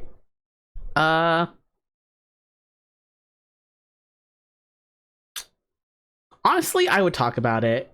I feel like if I was a younger bun, I would just give them the benefit of the doubt. But I think now in my life, I would be like, let me just like bring it up. We can work it out. All I know is that she had a Minecraft stream, and the cat girl glitched, and then the cat girl gone. Like, cat girl hero Brian? That cat girl hero Brian? What the?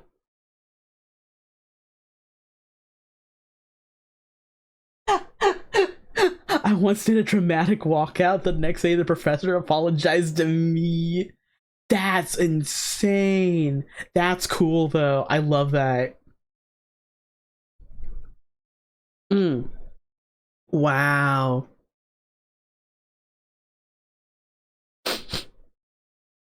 What's your favorite emoticon? Big fan of the energy that, like, plain Smiley has, to be honest. Same with open mouth Smiley.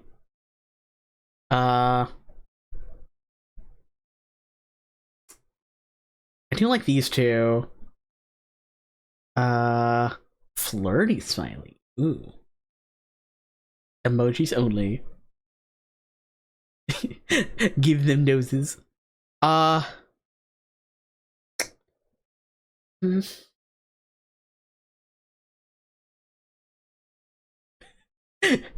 know it's very everyone clapped. No, like, honestly, like, I can see it, weirdly enough. Like, one, I feel like you have so many wacky stories, like, that just sounds like another one, like, I would expect it out of you. And two, like, I feel like more and more teachers are really good at being very self-aware. So I can see one being like, hey, if I did something to make you walk out, that's on me and I'm sorry. I was thinking about it a while back. And by a while back, I mean like a couple days ago. And I'm like, man, I wish teaching wasn't so messed up in the United States. Because, like, teaching would be, like, my dream job, to be honest. What if Bunny was the teacher? My brain wants to pick plain Smiley, but my heart knows it has to pick open Smiley. What country would you move to? It's Canada here. No. I'm already in the USA. Australia, maybe. Norway, maybe.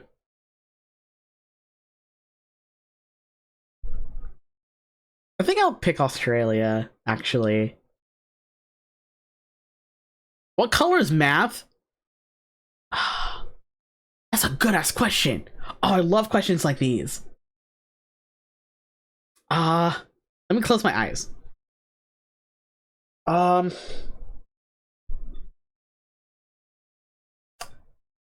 Language arts is light blue. Math is like burgundy. Social studies is green. PE is orange.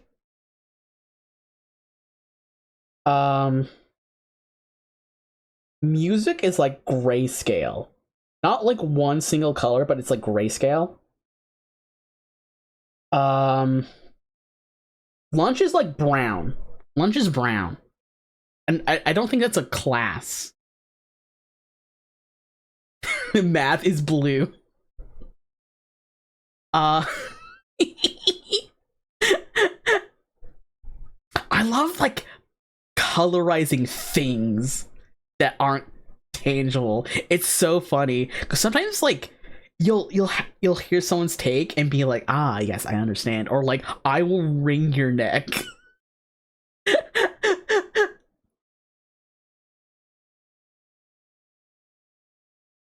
Oh wow. Uh, Moss, I think we need to like fight shirtless in the rain now. I think we have to like pull out our katana swords and just like duel to the death, I think.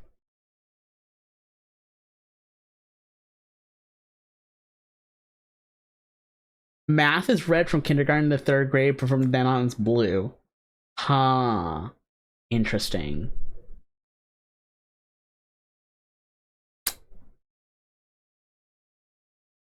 Reenact the Kill Bill. Oh, I gotta rewatch Kill Bill and watch part 2, to be honest. I was literally thinking about them the other day.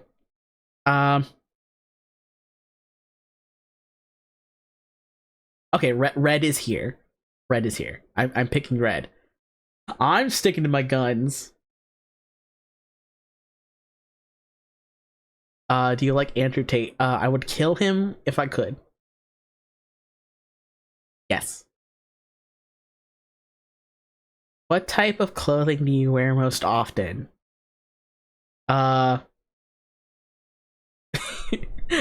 None.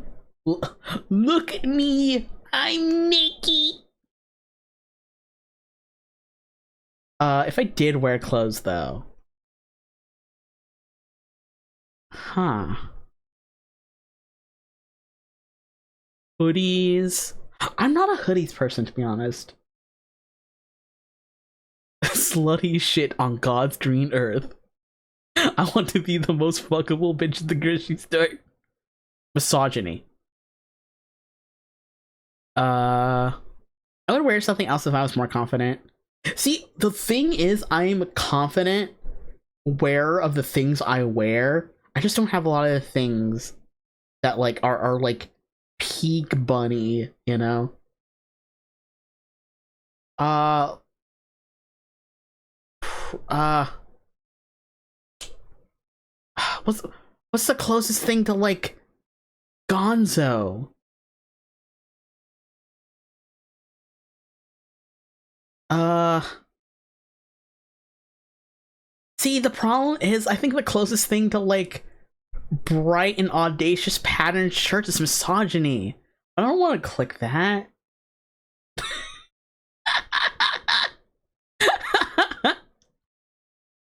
Oh, I guess I feel like if you read this, it's like I feel like misogyny clothing is like sleeveless tees, and if you're bald, backwards caps.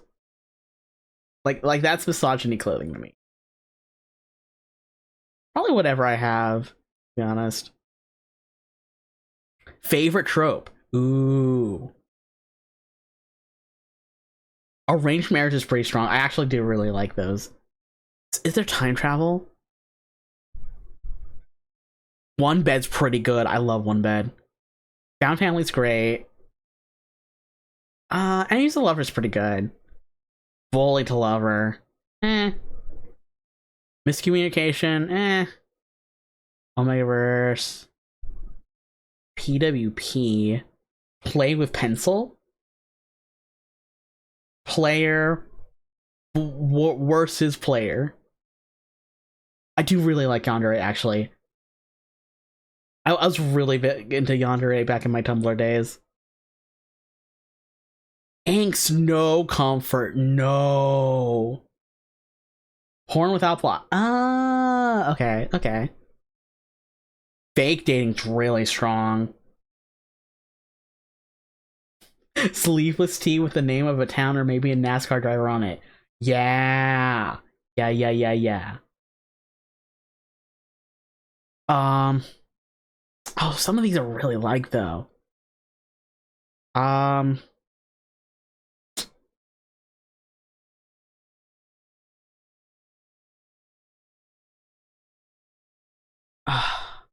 I'm torn between Found Family and Yandere, which is so silly to say, but like I like those equally.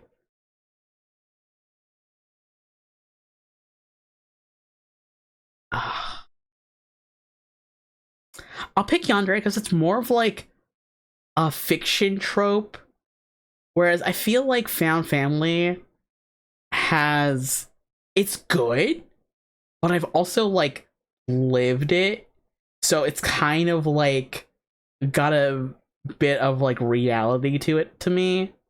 And if I'm partaking in something that's like fictional, it's not that like relatability is a bad thing, but it is cool to see something that can only exist within the work of fiction, I think.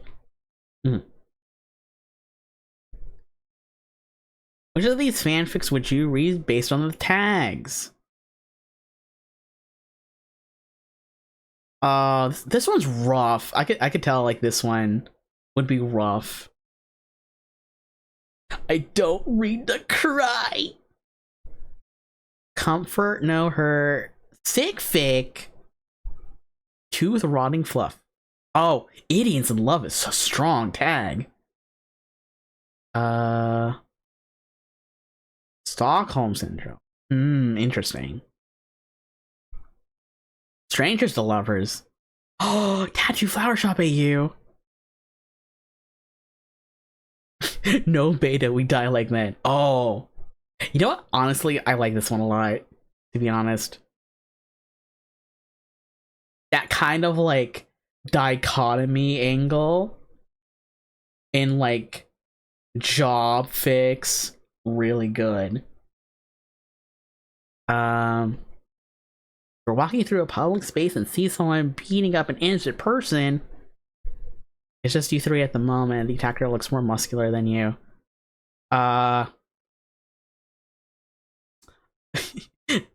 What is there an option for jump on the attacker's back and like do your best to fight them off to no avail? I step in and get beat up immediately. That one, yes. What do you do if you're sick and have a prior engagement? Most of the time I suck it up, unless it's really, really bad.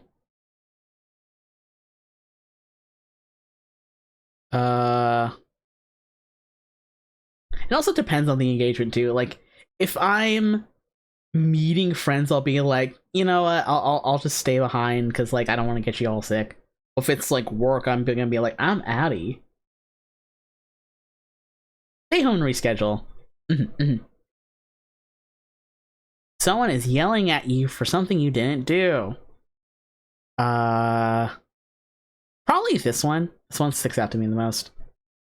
Oh, I would cry though, to be honest. Yeah. I've had this happen to me before, and I did cry. I think I won't get into the details, but it was really serious. Like, someone I knew for a long time was like threatening to go non-contact with me for something that didn't happen, and I was willing to like take it 100%. And thankfully, this person wised up to what was going on and felt so bad about getting mad at me. Bunny loves to cry. It is one of my big things.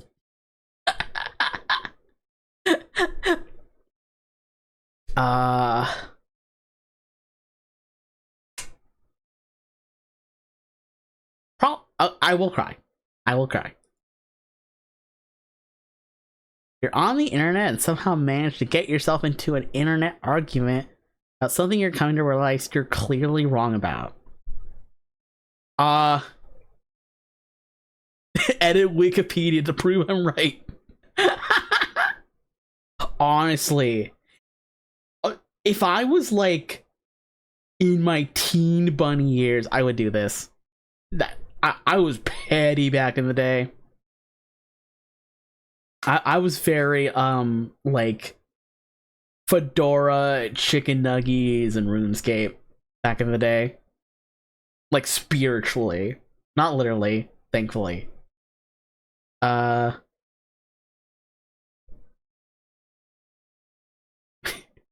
Delete your original comment so no one realizes it was you and live in embarrassment for the rest of your life.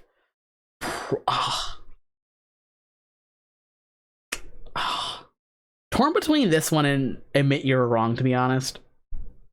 I feel like these days I would just be like, you know what? You are right. I am sorry. I didn't realize. But like, my heart, my cursed black tainted heart wants to just be like hide the evidence and then just like cringe into a little ball. But I would be the bigger bun, to be honest. What's your opinion on Elon Musk? I would kill him if I could. Comedy is legal on Twitter. He's a massive loser. Your friend comes out to you. I'm gayer, not a competition. You're gay? That's kinda gay. I already know. This is the Lex Temporis answer. Just being like affectionately calling someone a dumbass.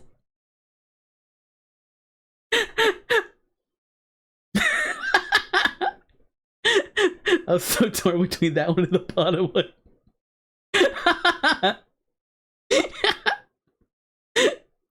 Ah, funny. Ah, we love funny fops. Yeah, no, they do that to me too. Like, so sometimes if I'm having a bad time, Lex will pick up on it and talk it out with me, and they're really good about snapping me to my senses, but then afterwards and like things are starting to cool down, it's just this. It's just affectionately calling me a dumbass.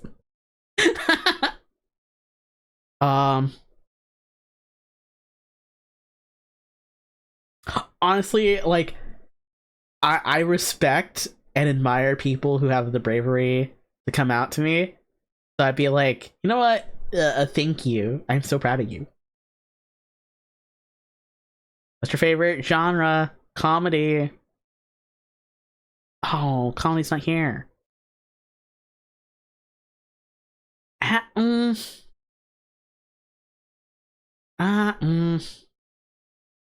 Slice. Well,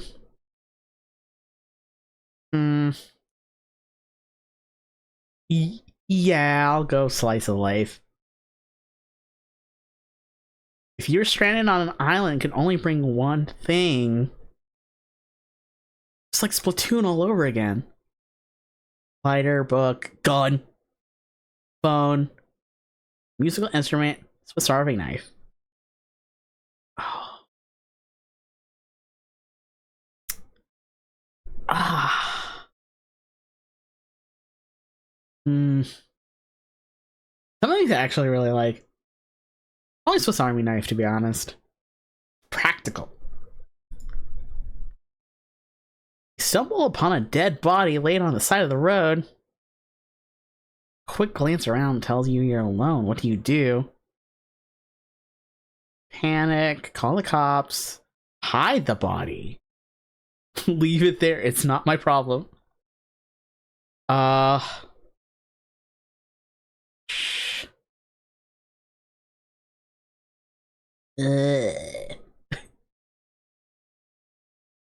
feel like if I saw a dead body, I would be grossed out more than scared, to be honest. I am a very anxious and scared person, but I think when it's like serious mode, I'm weirdly more level-headed than when things are chill.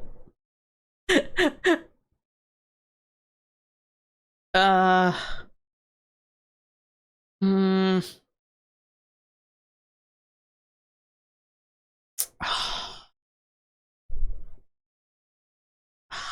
I'm really tempted to leave it, to be honest.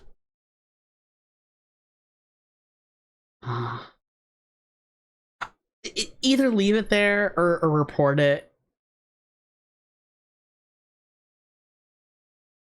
If I was alone is the thing. Because, like,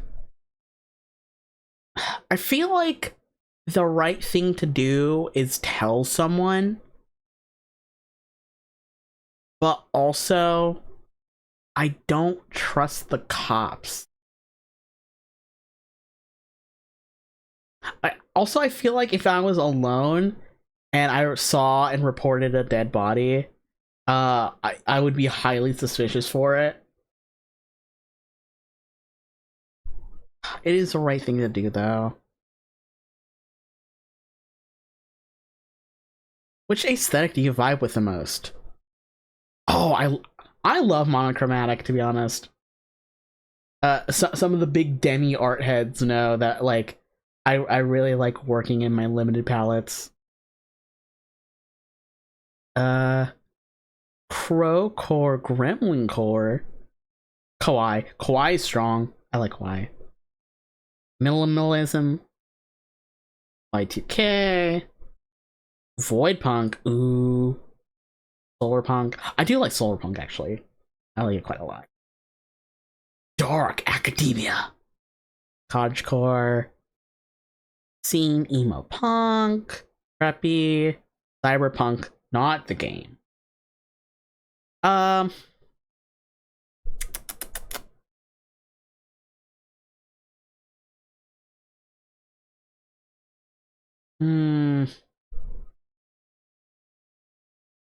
think Solar Punk. Yeah. I feel like my aesthetic, the one that, like, speaks to me the most, is Frigger Arrow. And that's, like, the closest one to Frigger Arrow. Maybe Y2K. Like, if you put Y2K and Solar Punk together in, like, Little Alchemy, it would make Frigger Arrow, you know? What are you most afraid of? Without looking at the answers. My deepest, darkest secrets.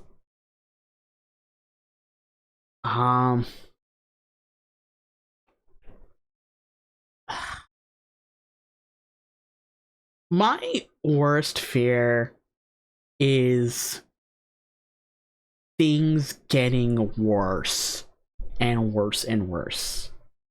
Like, being trapped in a bad place with no escape.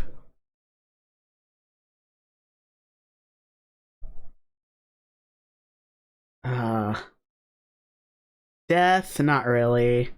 Law, not really. Person, not really. Ice, not really. Clowns, not really. Spiders, not really. Loneliness, kinda, I guess. Betrayal. Nah. Oh. Abandonment and rejection are both on there.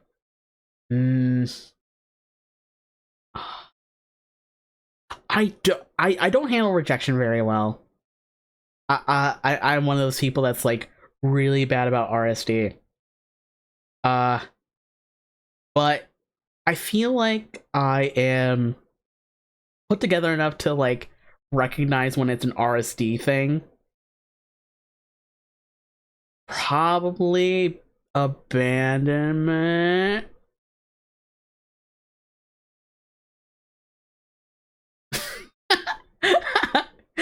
Yeah, spiders were right there. What time of day do you like the most? Like late evening.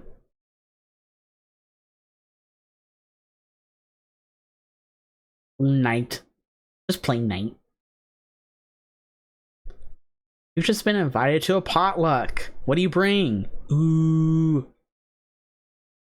Stealthy spiders. Spide. Reika reminded me of the spiders bit. Now I can't stop thinking about it. Are brownies here? I don't know what to bring. Chips. Side dish. Dessert. Yeah! I love being the dessert person because I love making sweets. I love eating the sweets. I love sharing the sweets. It's a good time to be had by all. You've been supplied with a whiteboard and a whiteboard marker. What's the first thing you draw? Something cute. Penis. Animal monster?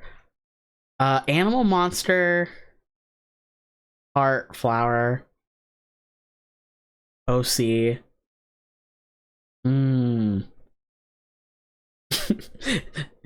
Spider bite. Spider bite. Ouch. Between animal and pee-pee, to be honest. Really depends on the mood.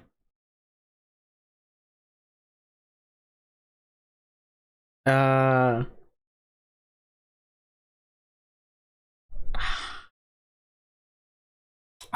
gotta go. Animal could include PP. You're so right. I will go aminal. Text your best friend partner group chat right now. Ask them if you're a cat girl or a dog girl. Oh, this is an audience participation one. Okay. Okay. Guys, am I a dog girl or a cat girl? Get your votes in. I'll wait. I feel like technically there is other animal. So like you could say bunny. But like where's the fun in that? We're being adventurous today. Dog. Dog is strong. I'm gonna drink more sparkling water. Up close and personal. We got 2 for dog. When Calmata was taking this quiz, they asked me, and I also said dog. But honestly, like, I think I fit dog more than Calmata does. I had like a whole ass like reasoning for why I picked dog girl for Calmata. But I will take your words, my dear gamers. You had dog energy. Oh, I love when everyone is just so in sync. Like, yeah, this is it. Being called out is so funny. I love it. Got that dog in me. What time is it? Well, past midnight. I could go get corn dogs right now. I might do that after the stream. Which of these resonates with you the most? The Amogus drip? Oh. I do like the spider. The Tony J spider. For a moment. Oh. Oh, you know it's the arcade carpet. You know it's the arcade carpet. Oh, I do like the penis comic though. Can we look at the penis comic? Big style.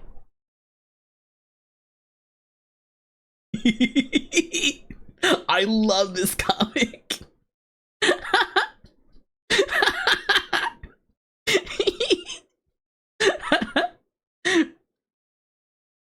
Penis comic is really strong.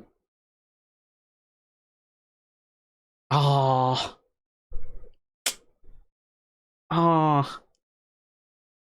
Arcade carpet is like the pattern of my soul though. I can't not choose arcade carpet.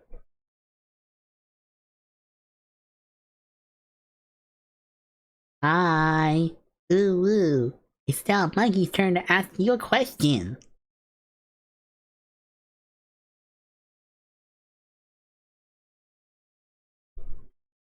Michael Afton for Five Nights at Freddy's. What in God's name am I doing here? Where am I? Oh, come on, Mikey. Like he asked the reader a question. What? Why? Vincent, back off Mike, Author Chan is mine. Jeff the Killer. Author Chan is clearly a pasta like me. Kiki Toby. Guys, it's like we're back in 2015. Author Chan, don't mind them. They're kinda silly. Do you like me? Ooh. This is burning my skin.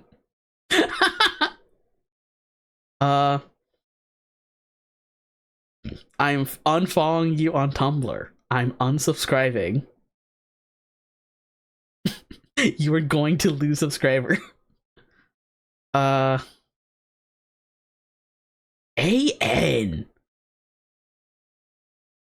Author's note. You know what? I can't hate you, Author Chan. I can't hate you. Sometimes we gotta be a little cringe. We're at question 41 now. Really hitting the big numbers here. Tell me, dear test taker, how are you feeling right now taking this quiz? A little hungry, a little tired.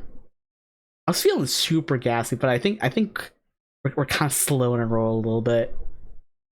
This will affect your results. This quiz sucks. I am excited to know my result. Do you snore? How do you snore based on vibes?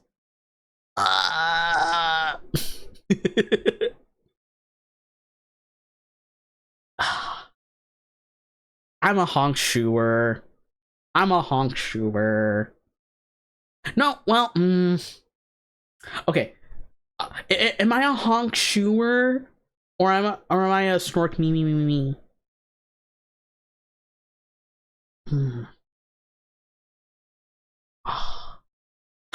I feel like definitely me.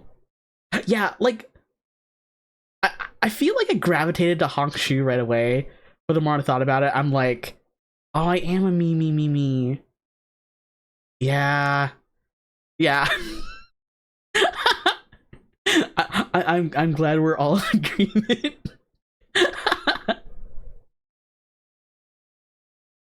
When in public reading smut and fluff. Oh my. Can you keep your face impassive? If you don't read public, this won't affect your results. Me. Yes. The demi.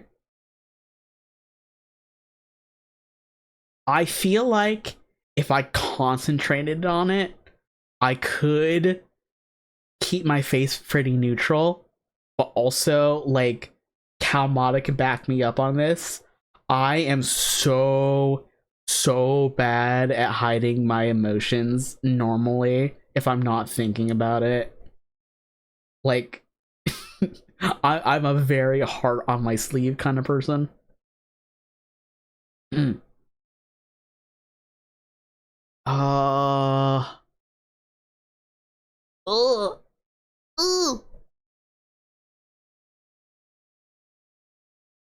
I don't read fanfic in public.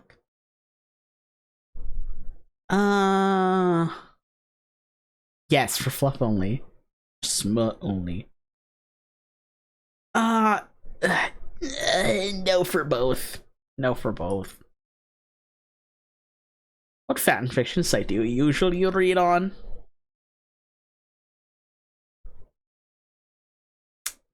Okay, see, I'm not normally a fanfiction reader, but when I do, it's mostly on Tumblr and AO3. Probably leaning to Tumblr, to be honest. I have my old connections from way back yonder. What is your favorite animal? That's me, right there.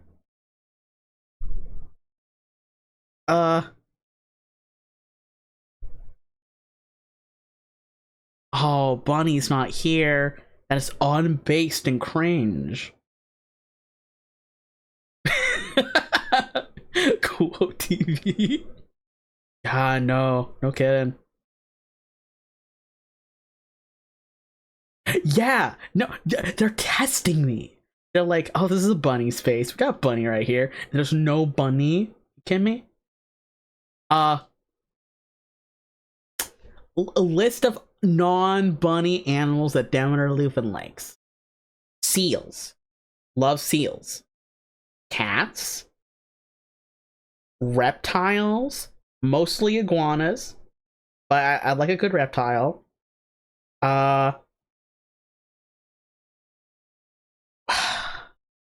Goats, sheeps, rams, all those kinds. I said seals already. Capybaras, definitely. I love capybara.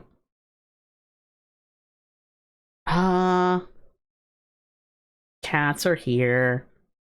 The fops is here. I do like a fops. Oh, I do like the critters of all time. I hope you're having a blessed day or night. Yeah, I hope you are too. Oh, yeah, thank you for the follow as well. I hope you have a great time hanging out. We've been doing quizzes and tier makers for quite a while now.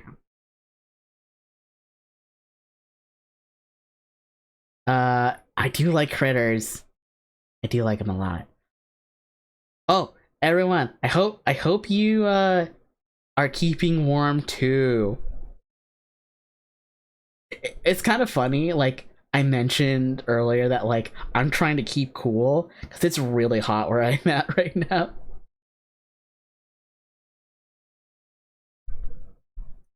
Don't cappies belong to the rodent family? I don't remember. I feel like a silly head for not remembering. Also, still Dunepunk, hello as well. Got the SpongeBob socks on. Oh, the drip. The drip on this stud.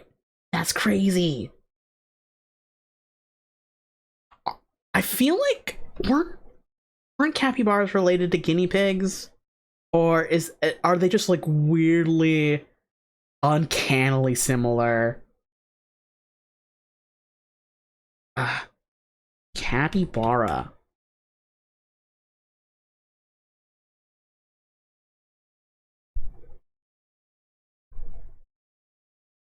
Capybaras are just like giant guinea pigs.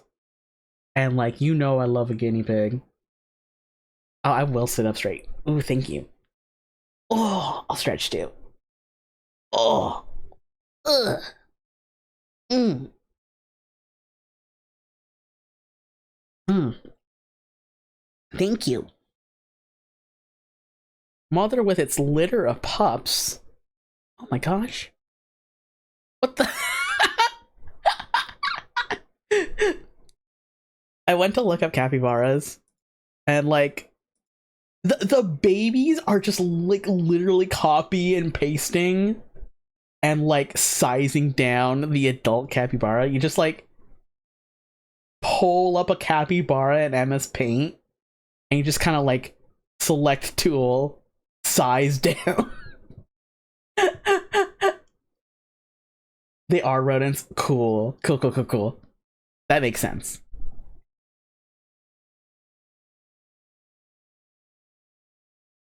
Yeah, probably. I wonder how big rodents can get sometimes. Like, like capybaras are up there as being one of the biggest for sure. But like, have you seen how big guinea pigs can get? Control CV. Oh, I was having such a hard time finding this. But some places raise guinea pigs as livestock to like, you know, munch and crunch on. But sometimes they're huge. Can I find you all a picture of a huge guinea pig?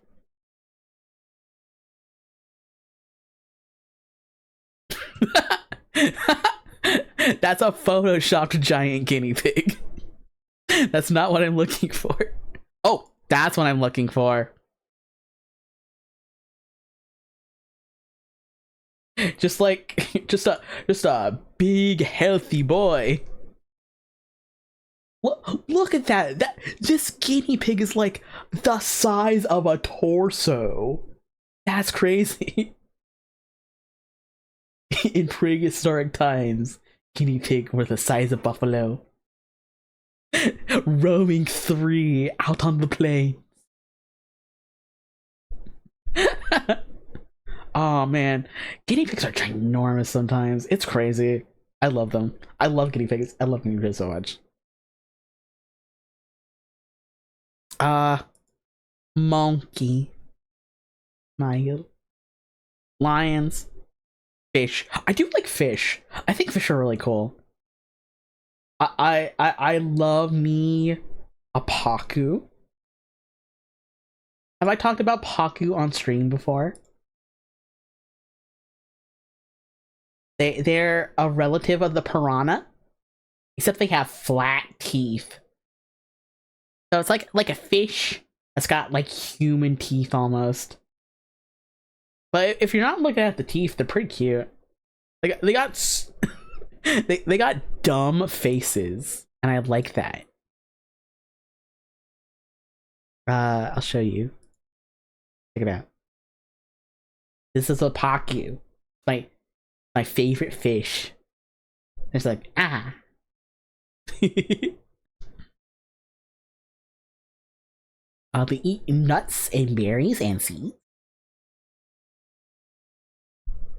Oh, sheep and goats are here. Okay. Ooh. I pick sheeps and goats, or possum, rat, and raccoon.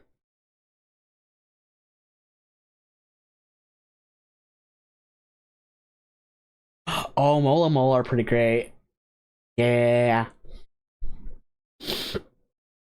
I'll pick sheep and goat. Soft alpha. Thank you for finishing this test. We here at Omegaverse Inc. congratulate you for you are the rare second gender. Once again, the gender is so weird. Here's some things that you might need to know about this diagnosis. As a soft alpha, you exercise the need for control instinctive to all alphas, but you do so in a way that isn't brash or harsh. It makes you a natural leader and is also well liked. Beautiful and accurate. You're a people pleaser at heart. Yeah. And you cry if you think someone doesn't like you. Yeah. You did all the therapy and now feel the need to therapy others. Yeah. Yeah. You're an arts kid. Yeah. And wholeheartedly expected to get the submissive Omega. I was thinking about it, yeah. To be honest. I was expecting like a beta or Omega, to be honest. We recommend going into therapy, law, landscaping, farming, or even politics. Should that tickle your fancy? Oh yes, I will link the quiz. Can we restart it? 22! Next one is 18. Oh, I was so close to being submissive Omega. That's crazy. Oh, I just pulled it up again. Copy the link. I'll pop it in the Discord. In plotting and planning.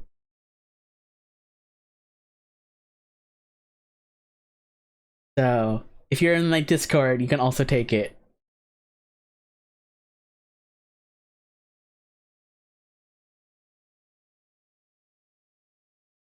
I think I want to do...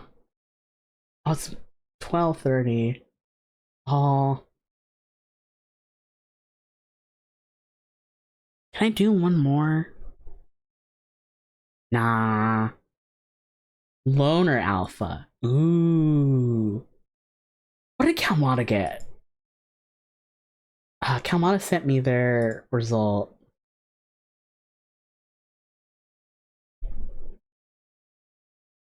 Kalmata got Caring Beta.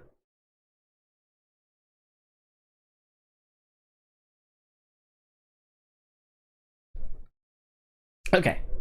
I'm feeling mustardy. I'm feeling raring to go still. But I've been streaming for quite a while, and I probably should, I need to stop. So I will call it here. It was such a fun stream. I'll do another one soon, I think. I still have a lot more quizzes that I found and tier lists that I found, and I want to do them. Also, I just love doing these streams because it's like Tangent City. Who's online right now? Who can we go bother?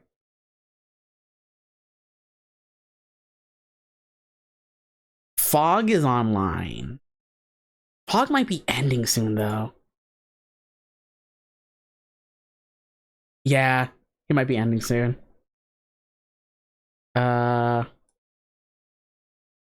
Oh, Bone's streaming. Oh, Bone's playing Spyro. Is that the first Spyro? Second Spyro. Ooh, let's go rain into Bone.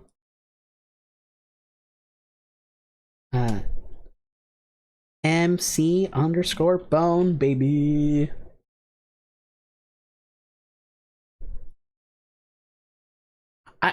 I need to like get more familiar with Spyro, to be honest. Like I feel like I'd like those games a lot.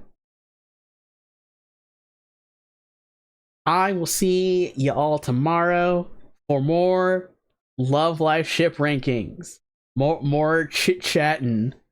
Gonna be great. I might.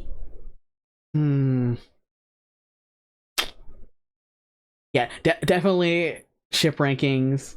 Talking about Love Live. That's gonna be great. And then Friday, gonna be doing more DC supervillains with Reiko. Those have been really fun. And then Saturday, we're gonna be doing Jackbox. I'm gonna be playing with some fellow Monopolis buns. I'm gonna try to be doing it monthly. So even if I'm not streaming regularly next month, Jackbox will be regular. We love Jackbox. Yes. And then Monday, I'm gonna be playing Sticky Business. I'm gonna try to get Kalmata, if I can, to hang out with me, because I want to get like sticker requests from you all and Kalmata. I think it'd be funny. Yeah, I'll see you all later. Goodbye, everyone. I love you guys.